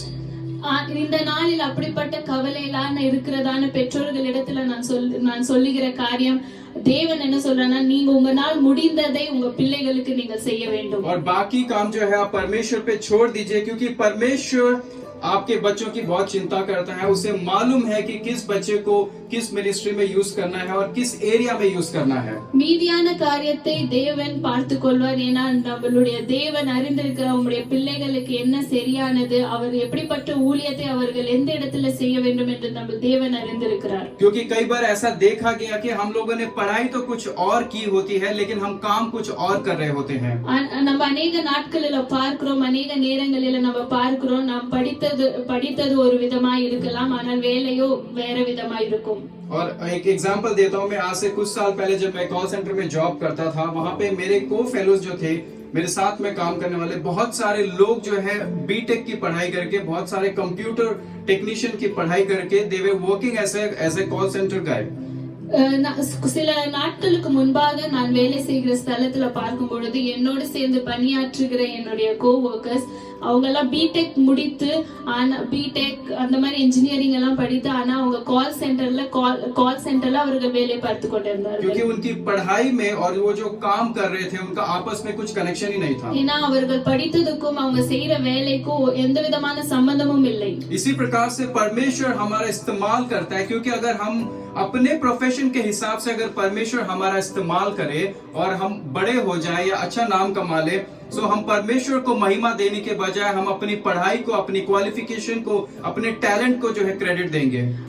அதே மாதிரி தேவன் நம்மளுடைய படிப்பை பார்த்து நம்மளுடைய தகுதிக்கு ஏற்ற வேலைகளையோ ஊழியத்தையோ நம்ம செய்வோமானால் நாம் நம்ம படிப்பை தான் பெருமைப்படுத்துவோம். और इसीलिए परमेश्वर जो है ऐसे लोगों को चुनता है जो बिल्कुल भी अनवर्दी है और बिल्कुल भी जो अनक्वालिफाइड है. ஆனால் நம்மளுடைய தேவன் தகுதி இல்லாதவர்களை, குவாலிஃபிகேஷன் இல்லாதவங்களை தான் ஆண்டவர் தேர்ந்தெடுக்கிற தேவனா இருக்கிறார். और उसके बाद हम जेनेसिस में मूसा की बात, नोआ की, माफ कीजिएगा, नोआ के विषय में जब पढ़ते हैं, परमेश्वर ना मूसा, अब ये तो हमें पता चल गया कि नोआ जो है कारपेंटर नहीं था, राइट.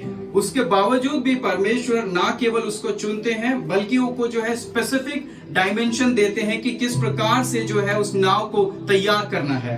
இந்த நாம் அறிந்திருக்கிறோம், நோவா கார்பெண்டரா இல்ல, அவர் ஒரு விவசாயியா இருந்தார். ஆனால் ஆண்டவர் கொடுத்த அந்த கட்டளையின்படி எப்படிப்பட்ட ஒரு பேழை உண்டாக்க வேண்டும் என்று தேவன் அவருக்கு கட்டளையிடுகிறார். और अगर जो है उस पर उत्पत्ति 6 उसके आगे के वचनों में पढ़ोगे, may be it's on 14, if you can read for me. ஆதியாகமம் 6ஆம் அதிகாரம் 14ஆம் வசனத்துல மறுபடியும் வாசிப்போம். நீ கொப்பேர் மரத்தால் உனக்கு ஒரு பேழையை உண்டாக்கு, அந்த பேழையிலே அறைகளை உண்டு பண்ணி அதை உள்ளும் புறம்புமாக கீழ் பூசு.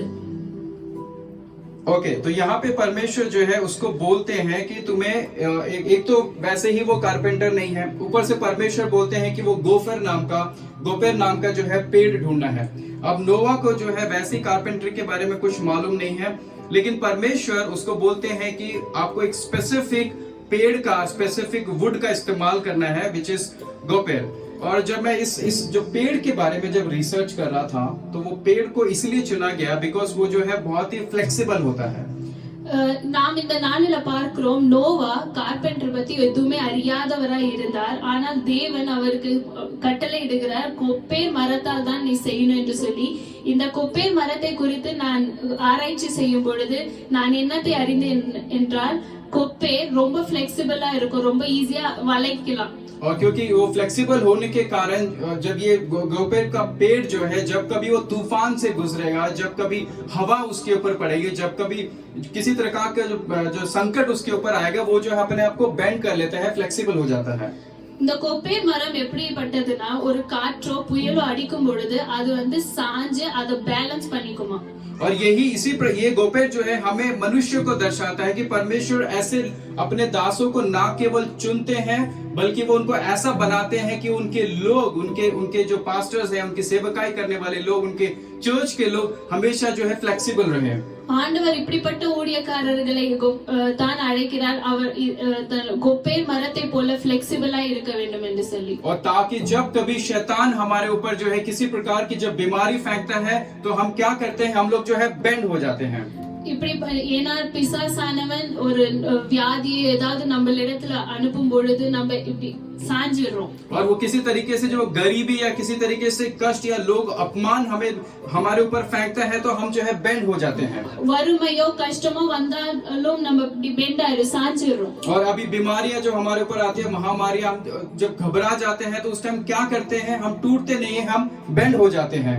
நம்ம பலவீனங்கள் வரும்பொழுது, வியாதிகள் வரும்பொழுது நம்ம உடைந்து போவதில்லை, ஆனா நம்ம சாய்ந்து விடுறோம். लेकिन उसके बाद ये जब सारी चीजें जब ये चली जाती है तो परमेश्वर क्या करता है, हमें वापस जो है अपने ओरिजिनल पोजीशन में ले आता है. ஆனால் இந்த காரியங்கள் நம்ம விட்டு போகும்பொழுது தேவன் ஆவியானவர் நம்மை மறுபடியும் நாம் இருந்த இடத்துல கொண்டு வருகிறார். और क्योंकि परमेश्वर का वचन इस प्रकार से कहता है कि हम लोग पढ़ेंगे भजन संहिता 34 उसका 19 और 20 वचन.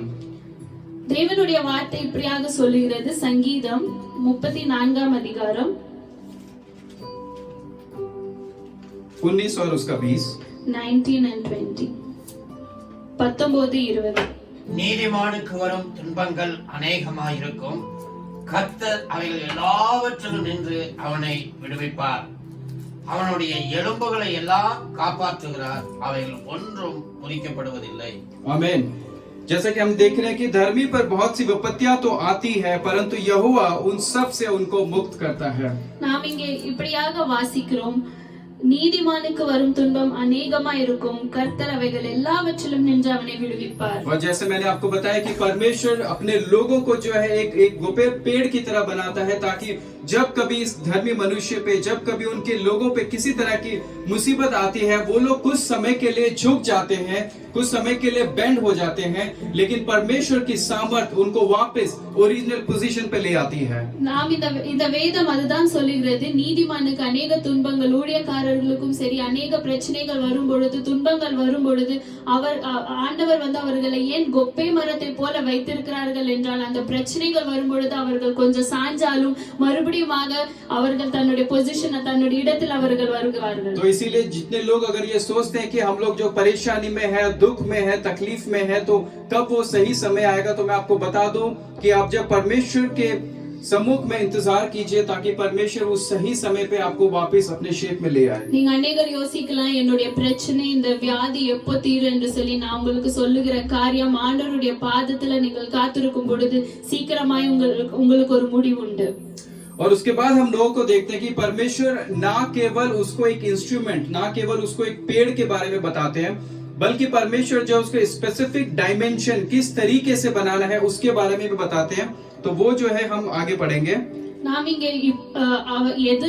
எதனால் அந்த பேழையை உண்டாக்கணும் அதை மாத்திரம் தேவன் கட்டளையிடுவதில்லை, ஆனா எப்படி அதை உண்டாக்க வேண்டும் என்று சொல்லி தேவன் அவருக்கு கட்டளையிடுகிறார். और परमेश्वर उसको बोलते हैं कि उसकी जो ऊंचाई है वो जो है 300 हाथ होनी चाहिए. 15 वचन में है. நாம் 15ஆம் வசனத்துல வாசிக்கிறோம். பேழையின் நீளம் 300 முழமும், அதன் அகலம் 50 முழமும், அதன் உயரம் 30 முழமுமாய் இருக்க வேண்டும்.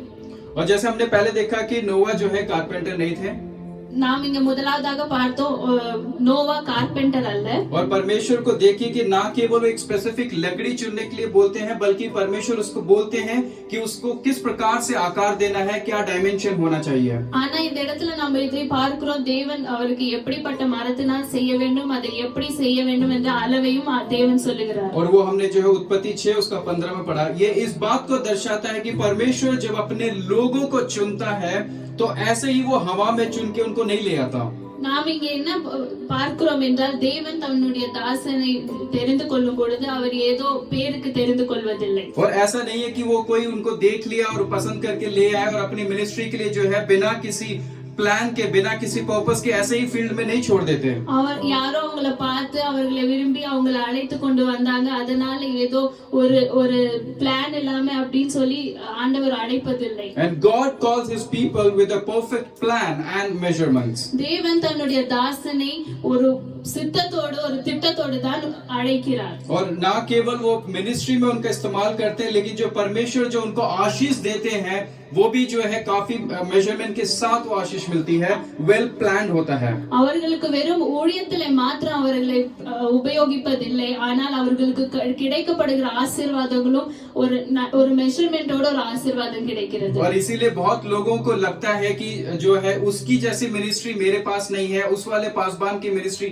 मेरे पास नहीं है, उस वाले बिलीवर का जो ब्लेसिंग्स है वो मेरे पास क्यों नहीं है? நம்ம அநேக நேரத்துல யோசிக்கலாம், அந்த ஊழியக்காரருடைய ஊழியம் எனக்கு என்கிட்ட இல்லையே, அப்படிப்பட்ட ஊழியம் என்னால செய்ய முடியலையே, அந்த ஒரு விசுவாசிக்கு இருக்கிற ஆசீர்வாதம் எனக்கு கிடைக்கவில்லை என்று நீங்கள் யோசிக்கலாம். तो मैं आपको बता दूं कि परमेश्वर की योजना हर एक मनुष्य के लिए बहुत स्पेसिफिक होती है, हर एक मनुष्य के लिए जो बहुत प्लान होती है. நான் உங்களுக்கு இந்த நாளில சொல்லுகிற காரியம், ஆண்டவர் ஒவ்வொரு குறித்தும் ஒவ்வொரு प्लान வைத்திருக்கிறார், அவர் தன்னுடைய சித்தத்தை வைத்திருக்கிறார். तो इसीलिए अगर हम ये देखते हैं कि किसी दूसरे मनुष्य के पास एक अच्छा टीवी है, दूसरे मनुष्य के पास एक अच्छी गाड़ी है, अच्छे घर में रहते हैं, तो आप उनको देख के जलस मत होइए, क्योंकि परमेश्वर ने उनके लिए एक अलग प्लान रखा है और आप लोगों के लिए एक अलग प्लान रखा है. நீங்க அநேகரை பார்க்கலாம், சில பேர் யோசிக்கலாம், அவங்க கிட்ட நல்ல வீடு இருக்கு, நல்ல வாகனம் இருக்கு என்று சொல்லி நீங்க யோசிக்கலாம். நீங்க அவர்களை பார்த்து நீங்க பொறாமைப்படாதீங்க, கஷ்டப்படாதீங்க. தேவன் அவர்களை குறித்ததான ஒரு திட்டத்தை வைத்திருக்கிறார், உங்களை குறித்ததான ஒரு திட்டத்தை வைத்திருக்கிறார். और आगे उसके बाद जो है परमेश्वर उसे जो है जब वो पूरे डायमेंशन बनाने के लिए बोलते हैं, नाव बनाने के लिए बोलते हैं,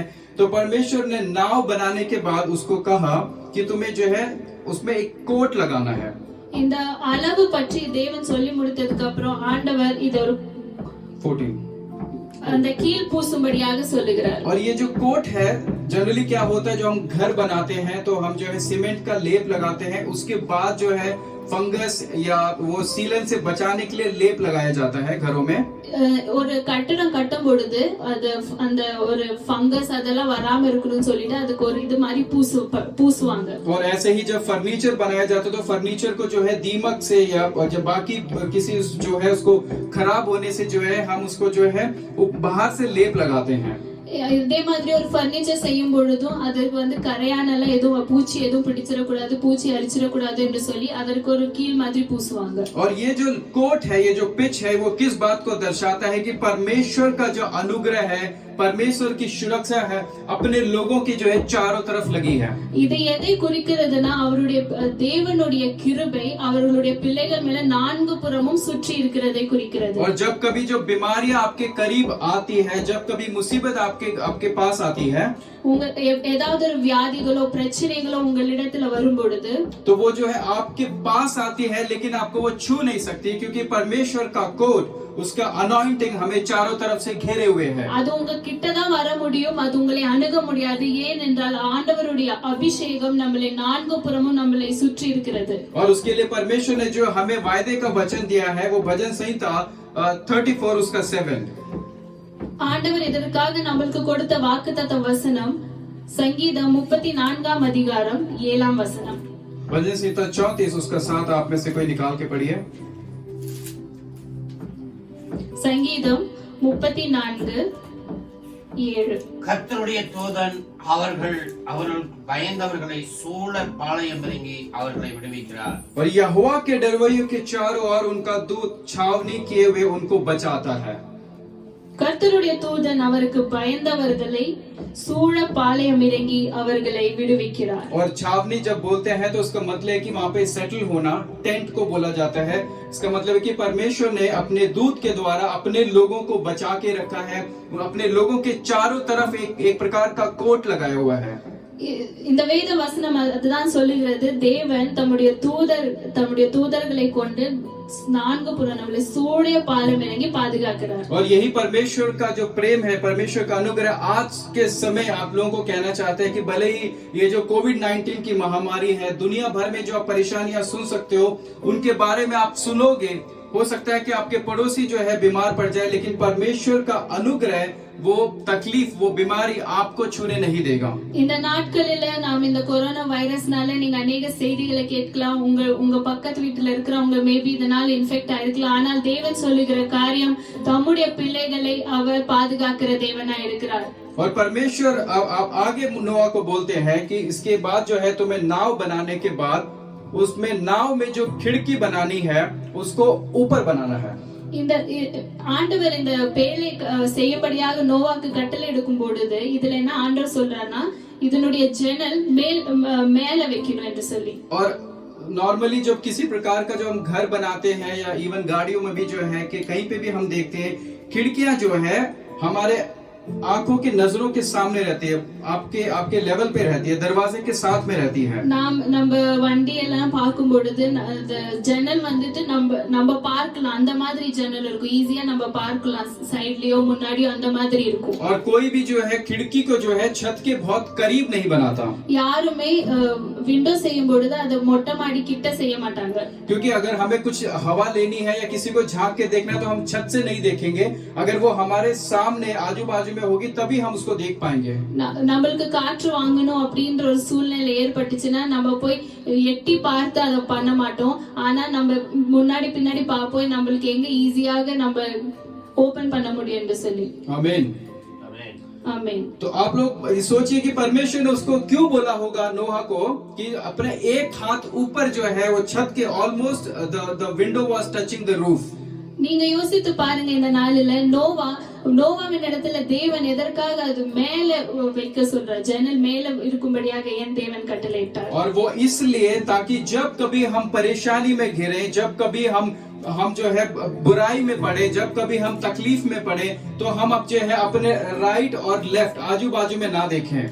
ஏன் இதற்கு காரணம் என்னன்னா, நம்ம ஏதாவது ஒரு பிரச்சனையிலோ போராட்டங்களோ இருக்கும் பொழுது நம்ம அக்கம் பக்கத்துல பார்க்காமல் தேவனை பார்க்க வேண்டும். क्योंकि अमूमन होता ये है कि एज अ ह्यूमन बीइंग जब कभी मेरे को प्रॉब्लम आएगी तो I will run to my friends, I might run to my parents. எனக்கு ஏதாவது ஒரு மனுஷனா இருக்கிறதுனால எனக்குன்னு ஒரு பிரச்சனை வரும்பொழுது நான் என்னுடைய சிநேகிதர்களை நோக்கியோ இல்லை என்னுடைய பெற்றோர்களை நோக்கியோ நான் போய் செல்வேன். क्योंकि वही काम जो है सबसे पहले हम करते हैं कि परमेश्वर को हम बाद में ढूंढते हैं, लेकिन लोगों को, मनुष्य को, अपने फैमिली मेंबर्स को, अपने फ्रेंड्स को, अपने बॉसेस को, अपने कलीग को सबसे पहले जाके अपनी प्रॉब्लम्स बताते हैं। நாம மனுஷர்களா இருக்கிறனால நாம் தேவனை தேடுகிற காரியத்தை முதலாவதாக செய்வதில்லை. நாம் செய்கிற முதலாவது காரியம் நம்மளுடைய நண்பர்களை நோக்கியோ, குடும்பத்தை நோக்கியோ, நம்மளோட வேலை செய்கிறவர்களை நோக்கியோ நம்ம அவர்களிடத்துல பகிர்ந்துபடியாய் நம்ம செல்கிறோம். और जब कभी हमें पैसों की जरूरत पड़ती है, हमें कहीं से फाइनेंशियल नीड चाहिए, तो हम लोग जो है अपने जो संसारिक लोग हैं उनकी तरफ पहले भागते हैं। நம்மளுக்கு பண தேவை இருக்கும் பொழுது நம்ம என்ன தேவைகள் இருந்தாலும் உலகத்தில் இருக்கிறவர்களை பார்த்து தான் நம்ம உதவிக்கு செல்கிறோம். और इसीलिए परमेश्वर ने जो है उसे कहा कि तुम जो है खिड़की को ऊपर लगाओ, ताकि जब कभी तुम परेशानी में हो, जब कभी तुम दुख में हो, तो तुम लोगों को नहीं, मुझे ऊपर देख के बुला सको। தேவன் நோவாக்கு கட்டளையிட்டது என்னவென்றால் மேல் தட்டுக்கு ஒரு முழ தாழ்த்தியிலே அதை செய்யும்படியாக. ஏன் என்றால் ஏதாவது உனக்கு பிரச்சனை வரும் பொழுது நீ மனுஷனை அல்ல, நீ என்னை நோக்கி பார்க்க வேண்டும் என்று சொல்லி. और उसके लिए परमेश्वर जो है हमें भजन संहिता 34 उसका 17 में कहते हैं, सैम 34:17 में इस प्रकार से कहते हैं। சங்கீதம் 34ஆம் அதிகாரம் 17ஆம் வசனத்துல இப்படியாக சொல்லப்பட்டிருக்கிறது, நீதிமான்கள் கூப்பிடும் பொழுது கர்த்தர் கேட்டு அவர்களை அவருடைய எல்லா உபத்திரவங்களுக்கும் நீங்களாக்கி விடுவார். और इसीलिए परमेश्वर कहता है कि जब उसका जो धर्मी जन जब बुलाए, ऊपर देख के बुलाए, तो परमेश्वर उन सब से उसको छुड़ाता है। साथ में हम पढ़ लेंगे भजन संहिता 121 उसका 1 और 2, सैम 121। சங்கீதம் 121ஆம் அதிகாரம் 1-2 வசனங்களை நம்ம வாசிக்கலாம். எனக்கு ஒத்தாசை வரும் பர்வதங்களுக்கு நேராக என் கண்களை ஏறெடுக்கிறேன், வானத்தையும் பூமியையும் உண்டாக்கின கர்த்தரிடத்திலிருந்து எனக்கு ஒத்தாசை வரும். और क्योंकि परमेश्वर यहाँ पे जो गीतकार है वो खुद लिखता है कि मैं अपनी आंखों को पर्वत की ओर लगाऊंगा। இந்த இடத்துல இதை சங்கீதத்தை எழுதினவர் அததான் சொல்லுகிறார், எனக்கு ஒத்தாசை வரும் பர்வதத்துக்கு நேராக என் கண்களை ஏறெடுக்கிறேன். और पहाड़ जो है हमारे बराबर के नहीं होते, हमारे राइट और लेफ्ट में नहीं होते, वो ऊंचा होता है। ஒத்தாசை நம்ம முன்னாடி பின்னாடியில இருந்து அல்ல, மேல இருந்து தான் நம்மளுக்கு ஒத்தாசை வருகிறது. और इसीलिए परमेश्वर ने नूह से कहा कि तुम्हें खिड़की जो है छत से केवल एक हाथ नीचे लगानी है, ताकि तुम मुझे देख के प्रार्थना करे, लोगों की तरफ ना जाए। அதனால் தேவன் நோவாக்கு கட்டளையிடுகிறது என்னென்றால் மேல்புறமாக நீ ஜன்னலை வைக்க என்று சொல்லி, ஏன்னா உனக்கு பிரச்சனை வரும் பொழுது நீ மனுஷர்கள் அல்ல, நீ என்னை நோக்கி கூப்பிட வேண்டும். और उसके बाद हम देखते हैं कि नोआ की जो वो लोग जो पूरे जानवरों के साथ एक जोड़े के साथ वो सब लोग जो है जहाज में प्रवेश कर जाते हैं और बारिश आरंभ हो जाती है। அதற்கப்புறம் நம்ம வசனங்களை பார்க்கும் பொழுது இப்படியாக சொல்லப்பட்டிருக்கிறது, ஒவ்வொரு மிருக ஜனங்களும் ஜோடி ஜோடியாக உள்ள அனுப்பப்பட்டதுக்கு அப்புறம் பேழை அடைக்கப்பட்டு மழை பெய்ய தொடங்கினது. और वो जो बारिश जो है 40 दिन और 40 रात की होती है. மழை 40 நாட்கள் இரவும் பகலும் மழை பெய்தது. और बाइबल में ऐसे लिखा है कि उन लोगों को उस नाव के अंदर रहते रहते 150 दिन हो चुके थे. வேதம் இப்படியாக சொல்லுகிறது, அந்த பேழையில 150 நாட்கள் இவர்கள் இருந்தார்கள் என்று சொல்லி. और आप जरा कल्पना करके सोचिए, जब परमेश्वर ने उससे कहा था कि तुम्हें 40 दिन और 40 रात रहना है, दैट मींस कि वो केवल 80 दिन के लगभग होता है. நீங்க யோசித்து பாருங்க, தேவன் சொன்ன காரியம் 40 நாள் இரவும் பகலும் நீங்கள் அந்த பேழையில இருக்க வேண்டும் என்று சொல்லி, அப்ப 40 நாள் இரவும் பகல்னா 80 நாட்கள் ஆனது. और अगर वो उसने वो जो खाना है अपने लिए, जानवरों के लिए खाना और अपने लिए खाना भी वो उसी डेज के हिसाब से ही लेकर गया होगा. அவர் மிருகத்துக்கும் தன்னுடைய குடும்பத்துக்கும் அப்படி அதற்கு ஏற்றபடிதான் சாப்பாடு ஆயத்தம் படுத்தியிருப்பார். तो बाकी के दिन के लिए वो खाना कहाँ से लाए और वो अपने जीवन को कैसे बचाए. ஆனா மீதியான நாட்களில எப்படி அவர் போஷிப்பார், மற்றவர்கள் எப்படி போஷிப்பார். और हम भी जो है इसी प्रकार से हम अपने जीवन में चिंता करने लगते हैं कि हमें तो ये लगता था कि ये महामारी थोड़े दिन की है, ये परेशानी थोड़े दिन की है, लेकिन ये परेशानी इतनी लंबी चली गई, वो कभी खत्म नहीं हो रही. நாம் இந்த நாட்களில் அதைத்தான் சிந்திக்கிறோம், இந்த ஒரு பிரச்சனை, இந்த ஒரு சூழ்நிலை கொஞ்ச நாட்களுக்கு தான் இருக்கும் என்று நம்ம யோசித்தோம். ஆனால் இது தொடர்ந்து கொண்டே இருக்கிறது, இதற்கு ஒரு முடிவில்லை என்று சொல்லி நம்ம யோசிக்கிறோம். और हम जो कर्ज में फंसे हुए हैं, हम जो मेरे बच्चों को जो एक अच्छा लाइफ नहीं मिल रहा है, उनकी शादी नहीं हो पा रही है, ये कब तक ऐसा चलेगा. நம்மளோட கடன் பிரச்சனையில இருக்கிறோம், என்னுடைய பிள்ளைகளுக்கு ஒரு சரியான ஒரு வாழ்க்கை இன்னும் அமையவில்லை என்று சொல்லி अनेक காரியங்களில இதிலிருந்து நம்ம எப்போ முடிவு உண்டு என்று சொல்லி யோசித்துக் கொண்டிருக்கிறோம். और मैं इतने सालों से जो है इस बीमारी में जूझ रहा हूँ, इतने सालों से ये परेशानी से जूझ रहा हूँ, मेरे लिए इस नाव से और इस समस्या से निकलने का समय कब आएगा. நான் இவ்வளவு நாட்களாக இந்த பிரச்சனையிலும் இந்த வியாதியிலும் நான் வாழ்ந்து கொண்டிருக்கிறேனே, இதுல இருந்து எனக்கு எப்போ முடிவு கிடைக்கும், எப்போ நான் இந்த பேழையிலிருந்து, இப்படிப்பட்ட பேழையிலிருந்து வெளியில வருவேன் என்று சொல்லி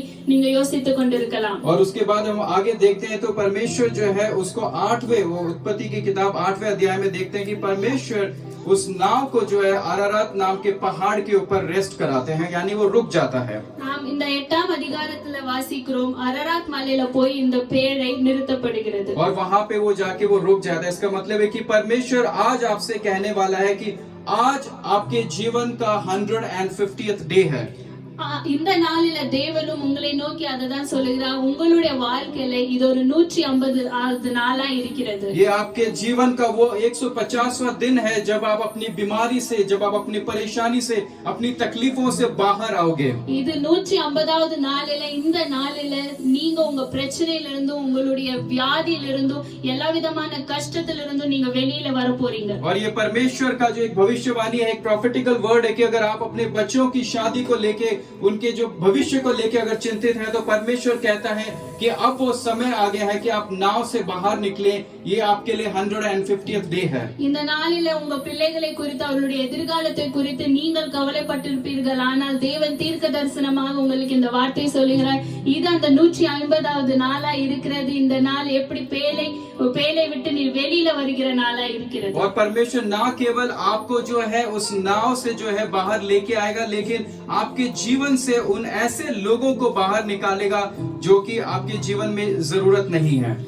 இந்த நாளில வெறும் பேழையிலிருந்து நீங்க வெளியில வருகிறது மாத்திரமல்ல, உங்களுடைய வாழ்க்கையில இருக்கிற மனுஷர்களும் ஆண்டவருக்கு பிரியமில்லாதவர்களை ஆண்டவர் உங்க வாழ்க்கையிலிருந்து வெளியேற்றுவார். हम इस वचन को पढ़ेंगे उत्पत्ति की किताब अध्याय 8 उसका 6 से लेके 11, जेनेसिस चैप्टर 8 நாம் ஆதியாகமம் 6 and 11, 8ஆம் அதிகாரம் 6 to 11. ஆதியாகமம் 8ஆம் அதிகாரம் 6ஆம் வசனத்திலிருந்து 11ஆம் வசனம் வரைக்கும் வாசிக்கலாம். ஒரு காகத்தை வெளியே விட்டால் அது புறப்பட்டு பூமியின் மேல் இருந்த ஜலம் வற்றி போகும் வரை போகிறதும் வருகிறதுமாய் இருந்தது. பின்பு பூமியின் மேல் ஜலம் குறைந்து போயிற்று என்று அறியும்படி ஒரு புறாவை தன்னிடத்திலிருந்து வெளியே விட்டால் பூமியின் மீதெங்கும் ஜலம் இருந்தபடியால் அந்த புறா தன் உள்ளங்கால் வைத்து இளைப்பாற இடம் காணாமல் திரும்பி பேழையில் அவனிடத்தில் வந்தது. அவன் தன் கையை நீட்டி அதை பிடித்து தன்னிடமாய் பேழைக்குள் சேர்த்து கொண்டார். பின்னும் 7 நாள் பொறுத்து மறுபடியும் புறாவை பேழையிலிருந்து வெளியே விட்டான். அந்த புறா சாயங்காலத்தில் அவனிடத்தில் வந்து சேர்ந்தது. இதோ அது கொத்தி கொண்டு வந்த ஒரு ஒலிவ மரத்தின் இலை அதன் வாயில் இருந்தது. அதனாலே நோவா பூமியின் மேல் ஜலம் குறைந்து போயிற்று என்று அறிந்தார். आमीन, हालेलुया, हालेलुया हालेलुया। हालेलुया। और मैं विश्वास करता हूँ कि आज के लिए जो है आप सब के लिए, हम सब के लिए अपनी परेशानियों से बाहर निकलने का वो समय आ चुका है। This is our 150th day. நான் விசுவாசிக்கிறேன் நம்மளுடைய எல்லா பிரச்சனையிலிருந்து வெளிவருகிற நாளா இந்த நாள் இருக்கிறது, 150வது நாளாய்। और ना केवल हम इस परेशानी से, इस कठिन दौर से, ना केवल इस परिस्थिति से बाहर निकल रहे हैं, लेकिन परमेश्वर यहाँ पे जो नेगेटिव लोग हैं, यहाँ पे दिखाया कि परमेश्वर जो उस कौवे को वहां से बाहर निकालते, जो कौवा है, जो रेवन है, दैट शोज नेगेटिव वाइब्स।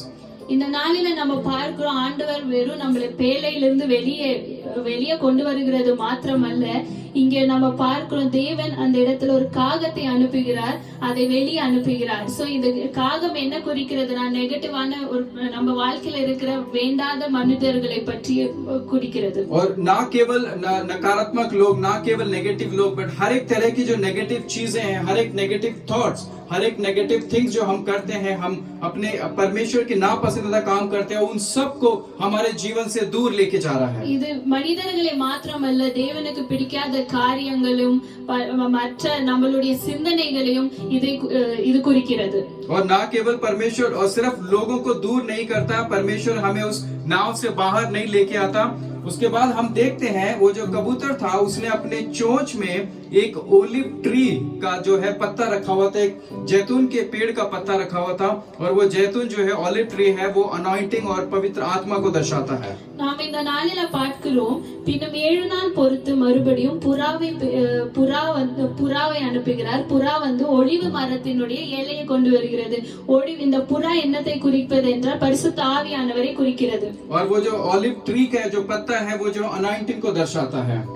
ஒலிவ மரத்தின் இலை எதை குறிக்கிறதுனா அபிஷேகத்தை குறிக்கிறது. क्योंकि पहले जमाने में, उस जमाने में जब भी किसी राजा का अभिषेक होना था, किसी भी परमेश्वर, आप साउल की बात करें या दाऊद की बात करें, तो उनके पर जो है ऑलिव ऑयल उंडेल कर, जैतून का तेल उंडेल कर ही उनका अभिषेक, राज अभिषेक किया गया था। அந்த நாட்களில நம்ம பார்க்கிறோம், ஒரு ராஜா வந்து பதவிக்கு வரும் பொழுது அவர்களை எப்படி அபிஷேகிப்பார்கள், ஆனால் இந்த ஒலிவ மர எண்ணெயை ஊற்றி अभिषेकिपाர்கள்। तो परमेश्वर आज हमसे यही कहना चाहता है कि वो हमें जो है, हमारे लिए एक सहायक जो देना चाहता है, हमें एक अभिषेक देना चाहता है। जब हम अपने संसार के बोझ से बाहर निकले, अपने मुसीबतों के बोझ से बाहर निकले, तो हमारे पास एक पवित्र आत्मा हो जो हमारा मार्गदर्शन करे। இந்த நாளில தேவன் அதைதான் சொல்கிறார், நம்ம அந்த பேழையிலிருந்து எல்லா விதமான கஷ்டம் பாடுகளிலிருந்து நம்ம வெளியில வரும் பொழுது பரிசுத்த ஆவியானவர் தன்னுடைய அபிஷேகத்தை கொண்டு நம்மளை வழி நடத்த வல்லவராய் இருக்கிறார்। और हम देख सकते हैं जो यूहन्ना रचित सुसमाचार अध्याय 14 उसका 26, यूहन्ना उसका 14 और उसका 26 में हम देखेंगे। நாம் யோவானுடைய புத்தகத்துல வாசிக்கிறோம், யோவான் எழுதின சுவிசேஷம் 14:26, 14ஆம் அதிகாரம் 26ஆம் வசனம்.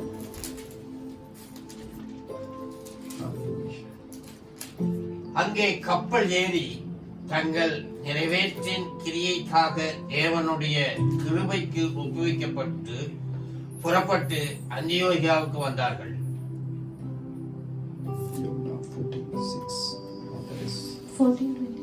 14:26 என் நாமத்தினாலே பிதா அனுப்ப போகிற பரிசுத்த ஆவியாகிய தேற்றரவாளனே எல்லாவற்றையும் உங்களுக்கு போதித்து நான் உங்களுக்கு சொன்ன எல்லாவற்றையும் உங்களுக்கு நினைப்பூட்டுவார்। और यहाँ पे कहता है कि परमेश्वर जो है, यूहन्ना रचित सुसमाचार अध्याय 14-26 में लिखा है कि परंतु सहायक अर्थात पवित्र आत्मा जिसे पिता मेरे नाम से भेजेगा, वह तुम्हें सब कुछ सिखाएगा। तो परमेश्वर ने ना केवल नूह को जो है उसकी तकलीफ से, उसकी परेशानी से, उस नाव से बाहर निकाला, बल्कि परमेश्वर ने जो है उसको एक जो एडवोकेट और एक जो हेल्पर परमेश्वर ने उसको दिया। இந்த நாளில தேவன் அதைதான் சொல்லுகிறார், நோவாவை பேழையிலிருந்து மாத்திரம் வெளியேற்றது மாத்திரம் அல்லாமல் ஒரு அட்வொகேட்டாய், ஒரு மற்றவர்களுக்கு உதவியாளராய் தேவன் நோவாவை நியமித்தார்। और उसको हेल्पर के रूप में, पवित्र आत्मा के रूप में जो है परमेश्वर उसको अनॉइंट करके जो है एक हेल्पर उसको देते हैं। அபிஷேகத்தை ஊற்றி, தன்னுடைய அபிஷேகத்தை ஊற்றி அவரை ஒரு உதவியாளராக தேவன் அந்த இடத்துல வைத்தார்। और यीशु मसीह भी जब संसार से जब ऊपर जा रहे थे, वो स्वर्ग में उठाए जा रहे थे, उन्होंने अपने चेलों से कहा कि मैं जाऊंगा, लेकिन मेरे बाद मैं अपने एक सहायक को तुम्हारी सहायता के लिए भेजूंगा, जो कि पवित्र आत्मा होगा। தேவனு எடுத்துக்கொள்ளப்பட்ட நாட்களில் அதற்கு முன்பாக தன்னுடைய சீஷர்களுக்கு இதைதான் சொன்னார், நான் போவேன், நான் உங்களிடத்துல பரிசுத்த ஆவியானவரை அனுப்புவேன் என்று சொல்லி. और इसीलिए परमेश्वर यहाँ पे कहता है कि संसार में रहने के लिए, संसार के कार्यों में हमें अपने आप को जयवंत पाने के लिए हमें एक पवित्र आत्मा की और एक अभिषेक की जरूरत है। இந்த நாளில் இதுதான் தேவன் சொல்லுகிறார், இந்த உலகத்தை ஜெயிக்க நம்மளுக்கு தேவனுடைய அபிஷேகம், பரிசுத்த ஆவியானவர் நம்மளுடைய வாழ்க்கையில தேவை. और मैं परमेश्वर का धन्यवाद करता हूँ कि परमेश्वर ने जो है आज के दिन में अपने वचन से जो हमसे बात किया और उसने बताया कि जिस प्रकार से उसने नोआ के जीवन में जो 7 कार्य किए हैं वो हमारे जीवन में किस प्रकार से एप्लीकेबल है। நான் இந்த நாளில விசுவாசிக்கிறேன், தேவன் யோவாவை கொண்டு செய்த காரியங்களுக்காகவும் இதே மூலமா தேவன் உங்களையும் ஆசீர்வதித்தார். எப்படியெல்லாம் தேவன் வழி நடத்தினார் நோவாவை, அதே மாதிரி தேவன் உங்களையும் வழி நடத்த வல்லவராய் இருக்கிறார். और एक बार फिर से इस प्रचार को यहाँ खत्म करते हुए मैं परमेश्वर का धन्यवाद करता हूँ। இந்த செய்தியை முடித்ததற்கு நான் தேவனை நன்றி செலுத்துகிறேன். और साथ में एक बार फिर से मैं रेवरेंड जोशुआ डैनियल उनके परिवार का मैं धन्यवाद करता हूँ। நான் மறுபடியுமாக பாஸ்டர் ஜோஷுவா டேனியலும் அவர்கள் குடும்பத்திற்காகவும் நான் நன்றி செலுத்துகிறேன் कि उन्होंने मुझे ये मौका दिया और यहाँ पे आके जो है इस रविवार के दिन में इस प्रचार को मैं रख सकूं। இந்த ஓய்வு நாளில இந்த தருணத்தை கொடுத்து உங்களிடத்துல தேவனுடைய வார்த்தையை பகிர்ந்து கொள்ளும்படியாக கொடுத்த தருணத்திற்காக நான் தேவனுக்கு நன்றி செலுத்துகிறேன்। और साथ ही आप सारे कलीसिया के लोगों का मैं धन्यवाद करता हूँ कि इतने पेशेंस के साथ मुझे सुनने के लिए। நான் சபையாராகி உங்கள் யாவருக்கும் நான் நன்றி செலுத்துகிறேன், மிகவும் பொறுமையோடு நீ தேவனுடைய வார்த்தையை கேட்டதனால। और मैं विश्वास करता हूँ कि ये वचन आपके जीवन में आशीष को लेके आए और आपके जीवन में एक नई शांति और दिलासा को लेकर आए। நான் விசுவாசிக்கிறேன் இந்த வார்த்தை உங்களுடைய வாழ்க்கையில ஆசீர்வாதத்தையும் சமாதானத்தையும் சந்தோஷத்தையும் உங்களுக்கு ஒரு நம்பிக்கையும் உண்டு பண்ணிருக்கும் என்று சொல்லி. God bless you all. கர்த்தர் தாம் உங்களை ஆசீர்வதிப்பாராக. Amen. ஆமென்.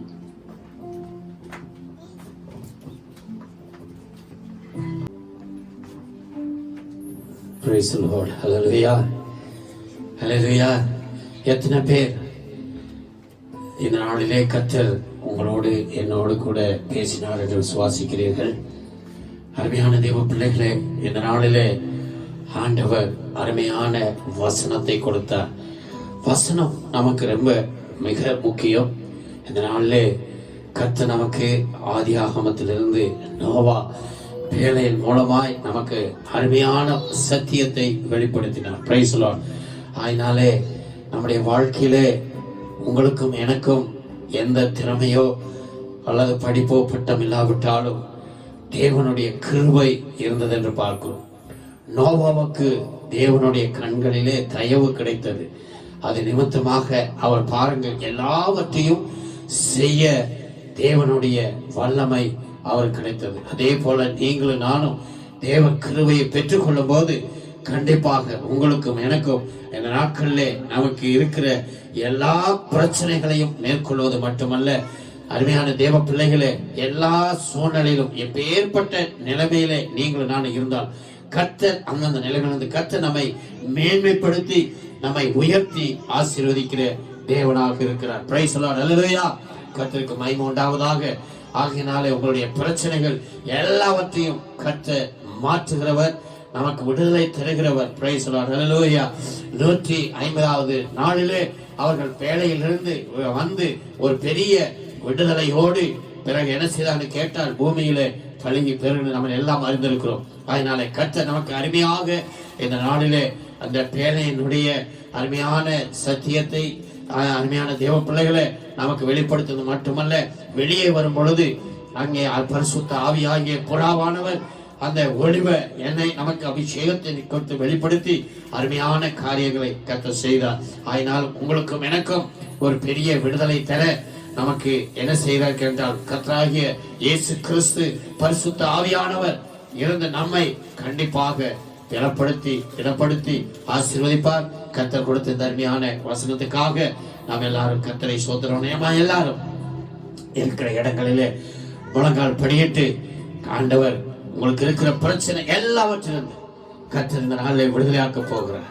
விசேஷித்த ஒரு கிருபையை கர்த்தர் கொடுத்து உங்களை எல்லா சூழ்நிலையிலும் மேன்மைப்படுத்தி உங்களை உயர்த்தி ஆசீர்வதித்து இந்த கடைசி நாட்களிலே இந்த கஷ்டமான சூழ்நிலையிலும் கர்த்தர் உங்களை மேன்மைப்படுத்துவதாக. இதனாலே கர்த்தர் நமக்கு இந்த அருமையான வசனத்தை கொடுத்திருக்கிறார். ஆகினாலே கர்த்தருக்கு எல்லாரும் சோத்திரம். எல்லாரும் கண்களை மூடி கர்த்தரை நோக்கி செபிக்கலாம். பரலோகத்தில் இருக்கிற நல்ல பிதாவே, இயேசு கிறிஸ்துவின் நாமத்திலே அந்த நாளிலே அருமையான உடைய பிள்ளை ஆண்டவரே, அருமையான ஆண்டவருக்கு சகோதரர் ஜீவா ஆண்டவரே ஜோர்டான் மூலமாக இந்த நாளிலே கர்த்தர் நீர் எங்களுக்கு கொடுத்த இந்த அருமையான வசனத்துக்காக, செய்திக்காக உமக்கு ஸ்தோத்திரம். இயேசுவின் நாமத்திலே உம்முடைய வசனம் ஆண்டவரே வல்லமை உள்ளது என்பதை நாங்கள் அறிந்திருக்கிறோம். ஆண்டவரே, இயேசுவின் நாமத்திலே இந்த நாளிலே நீர் உம்முடைய பிள்ளைகளோடு பேசினீர், உம்முடைய பிள்ளைகளை பலப்படுத்தினீர், திடப்படுத்தினீர். அதற்காக ஸ்தோத்திரம். தொடர்ந்து கர்த்தாவே நீர் ஆண்டவரே எங்களுடைய படிப்பையோ, எங்களுடைய அழகையோ, எங்களுடைய அந்தஸ்தையோ பார்க்கிறவர் அல்ல. ஞானிகளை வெட்கப்படுத்த பேதைகளை தெரிந்து கொண்ட தேவன் ஆண்டவரே. ஆகினால் கர்த்தாவே, இயேசுவின் நாமத்திலே நாங்கள் செய்ய வேண்டியது, இந்த நாளிலே நோவாவினுடைய அனுபவத்தை நாங்கள் பார்த்தோம். அதே போல எங்களுடைய வாழ்க்கையில் அந்த ஆவிக்குரிய நல்ல அனுபவங்களோடு உமக்கென்று எங்களை அர்ப்பணிக்கும் போது நீர் எல்லா சூழ்நிலையிலும், எல்லா நேரங்களிலும் ஆண்டவரே, எல்லா காலங்களிலும் நீர் எங்களை வல்லமையாக எடுத்து பயன்படுத்தி எங்களை ஆசீர்வதிக்கிற தேவனாக இருக்கிற சோத்திர ஆண்டவரே. ஆகினால் இந்த கொடிய நாட்களிலும் கூட, நேரங்களிலும் கூட நீர் எங்களை காத்து வருகிற பெரிய தயவுக்காக சோத்திரம். கர்த்தர் பெரியவர் ஆண்டவரே. அதனால் எங்களுக்கு ஒரு பெரிய நம்பிக்கை, உமக்கென்று எங்களை அர்ப்பணித்து உம்முடைய வசனத்துக்கு ஒப்பு கொடுத்து பரிசுத்தமாய் வாழும்போது எங்களுக்கு எதை குறித்தும் கவலை இல்லை, பயம் இல்லை ஆண்டவரே. எங்களை மேன்மைப்படுத்துகிற தேவனாக இருக்கிறீர். நீதிமானுக்கு வரும் துன்பங்கள் அநேகமாய் இருந்தால் அவைகள் எல்லாவற்றிலிருந்து விடுதலையாக்கி பாதுகாக்கிறவர். அதற்காக உமக்கு ஸ்தோத்திரம். கர்த்தர் இந்த நாட்களில் நம்முடைய பிள்ளைகளுக்கு வருகிற எல்லா விதமான கஷ்டங்களை கர்த்தர் மாற்றி, சோதனைகளை மாற்றி, வியாதிகளை மாற்றி, எல்லா கஷ்டங்களை நீக்கி இயேசுவின் நாமத்திலே நம்முடைய பிள்ளைகளை நீர் பாதுகாத்து ஆசீர்வதித்து வழி நடத்தும்படி நாங்கள் செபிக்கிறோம். கர்த்தருடைய ஆவியானவர் கேட்ட வசனத்தின் மூலமாய் நம்முடைய பிள்ளைகளை நீங்க பலப்படுத்தினதுக்காய் ஸ்தோத்திரம். கர்த்தர் ஆசீர்வதியும். வசனம் பேசின அருமையான நம்முடைய பிள்ளைக்காய் ஸ்தோத்திரம். சகோதரனையும் ஆசீர்வதிங்க. இன்னும் அநேகருக்கு பிரயோஜனப்படுத்துங்கப்பா, பலப்படுத்துங்க ஆண்டவர். மொழிபெயர்த்தபடி பிள்ளையும் ஆசீர்வதிங்க. கர்த்தருடைய நாமம் தொடர்ந்து அவர்கள் மூலம் மகிமைப்பட கர்த்தர் கிருபைத்தார். திருக்கிறதுல எல்லாவற்றையும் ஒப்புக் கொடுக்கிறப்பா. விசேஷமா இதை கேட்டுக்கொண்டு ஆண்டவரே இருந்த ஒவ்வொருவருக்காய் சோத்திரம். என்னுடைய சமையல் மக்கள் இதை கேட்கிற ஒவ்வொருவரையும் தனித்தனியாக பேர் பேராக ஆசீர்வதி. தொடர்ந்து கர்த்தாவே இந்த நாட்களிலே உமக்கு மகிமையாய் நாங்கள் ஒவ்வொரு காரியங்களை செய்யவும் எங்களை தகுதிப்படுத்தும். ஆசீர்வதியும், பெரிய காரியங்களை செய்யும். எல்லா துதி கன மகிமையும் உமக்கே செலுத்தி இயேசு கிறிஸ்துவின் நாமத்தில் தாழ்மையோடு ஜெபிக்கிறோம் நல்ல பிதாவே. ஆமென், ஆமென். நம்ம எல்லாரும் 2 கரங்களை உயர்த்தி என் ஆத்துமாவே என்று சொல்லுவோம். என் ஆத்துமாவே கர்த்தரை ஸ்தோத்திரி, என் முழு உள்ளமையுடைய பரிசுத்த நாமத்தை ஸ்தோத்திரி. என் ஆத்துமாவே கர்த்தரை ஸ்தோத்திரி, அவர் செய்த சகல உபகாரங்களையும் மறவாதே. ஆமென், ஆமென். நம்முடைய கர்த்தராகிய இயேசு கிறிஸ்துவினுடைய கிருபையும், பிதாவாகிய தேவனுடைய அன்பும், பரிசுத்த ஆவியானவருடைய அன்யோன்ய ஐக்கியம், சமாதானம், சந்தோஷம் இப்போதும் எப்போதும் நம்முடைய ராஜாதி ராஜாவாகிய இயேசு கிறிஸ்து வரும் அளவும் நம் அனைவரோடு கூட இருப்பதாக. ஆமென், ஆமென். இயேசுவை மகிமைப்படுத்தும்படி எல்லாரும் 2 கரங்களை உயர்த்தி சத்தமாக சொல்வோம். அல்லேலூயா. கர்த்தர் உங்கள் ஒவ்வொருவரையும் ஆசீர்வதிப்பாராக. கர்த்தருக்கே மகிமை உண்டாவதாக. ஆமென்.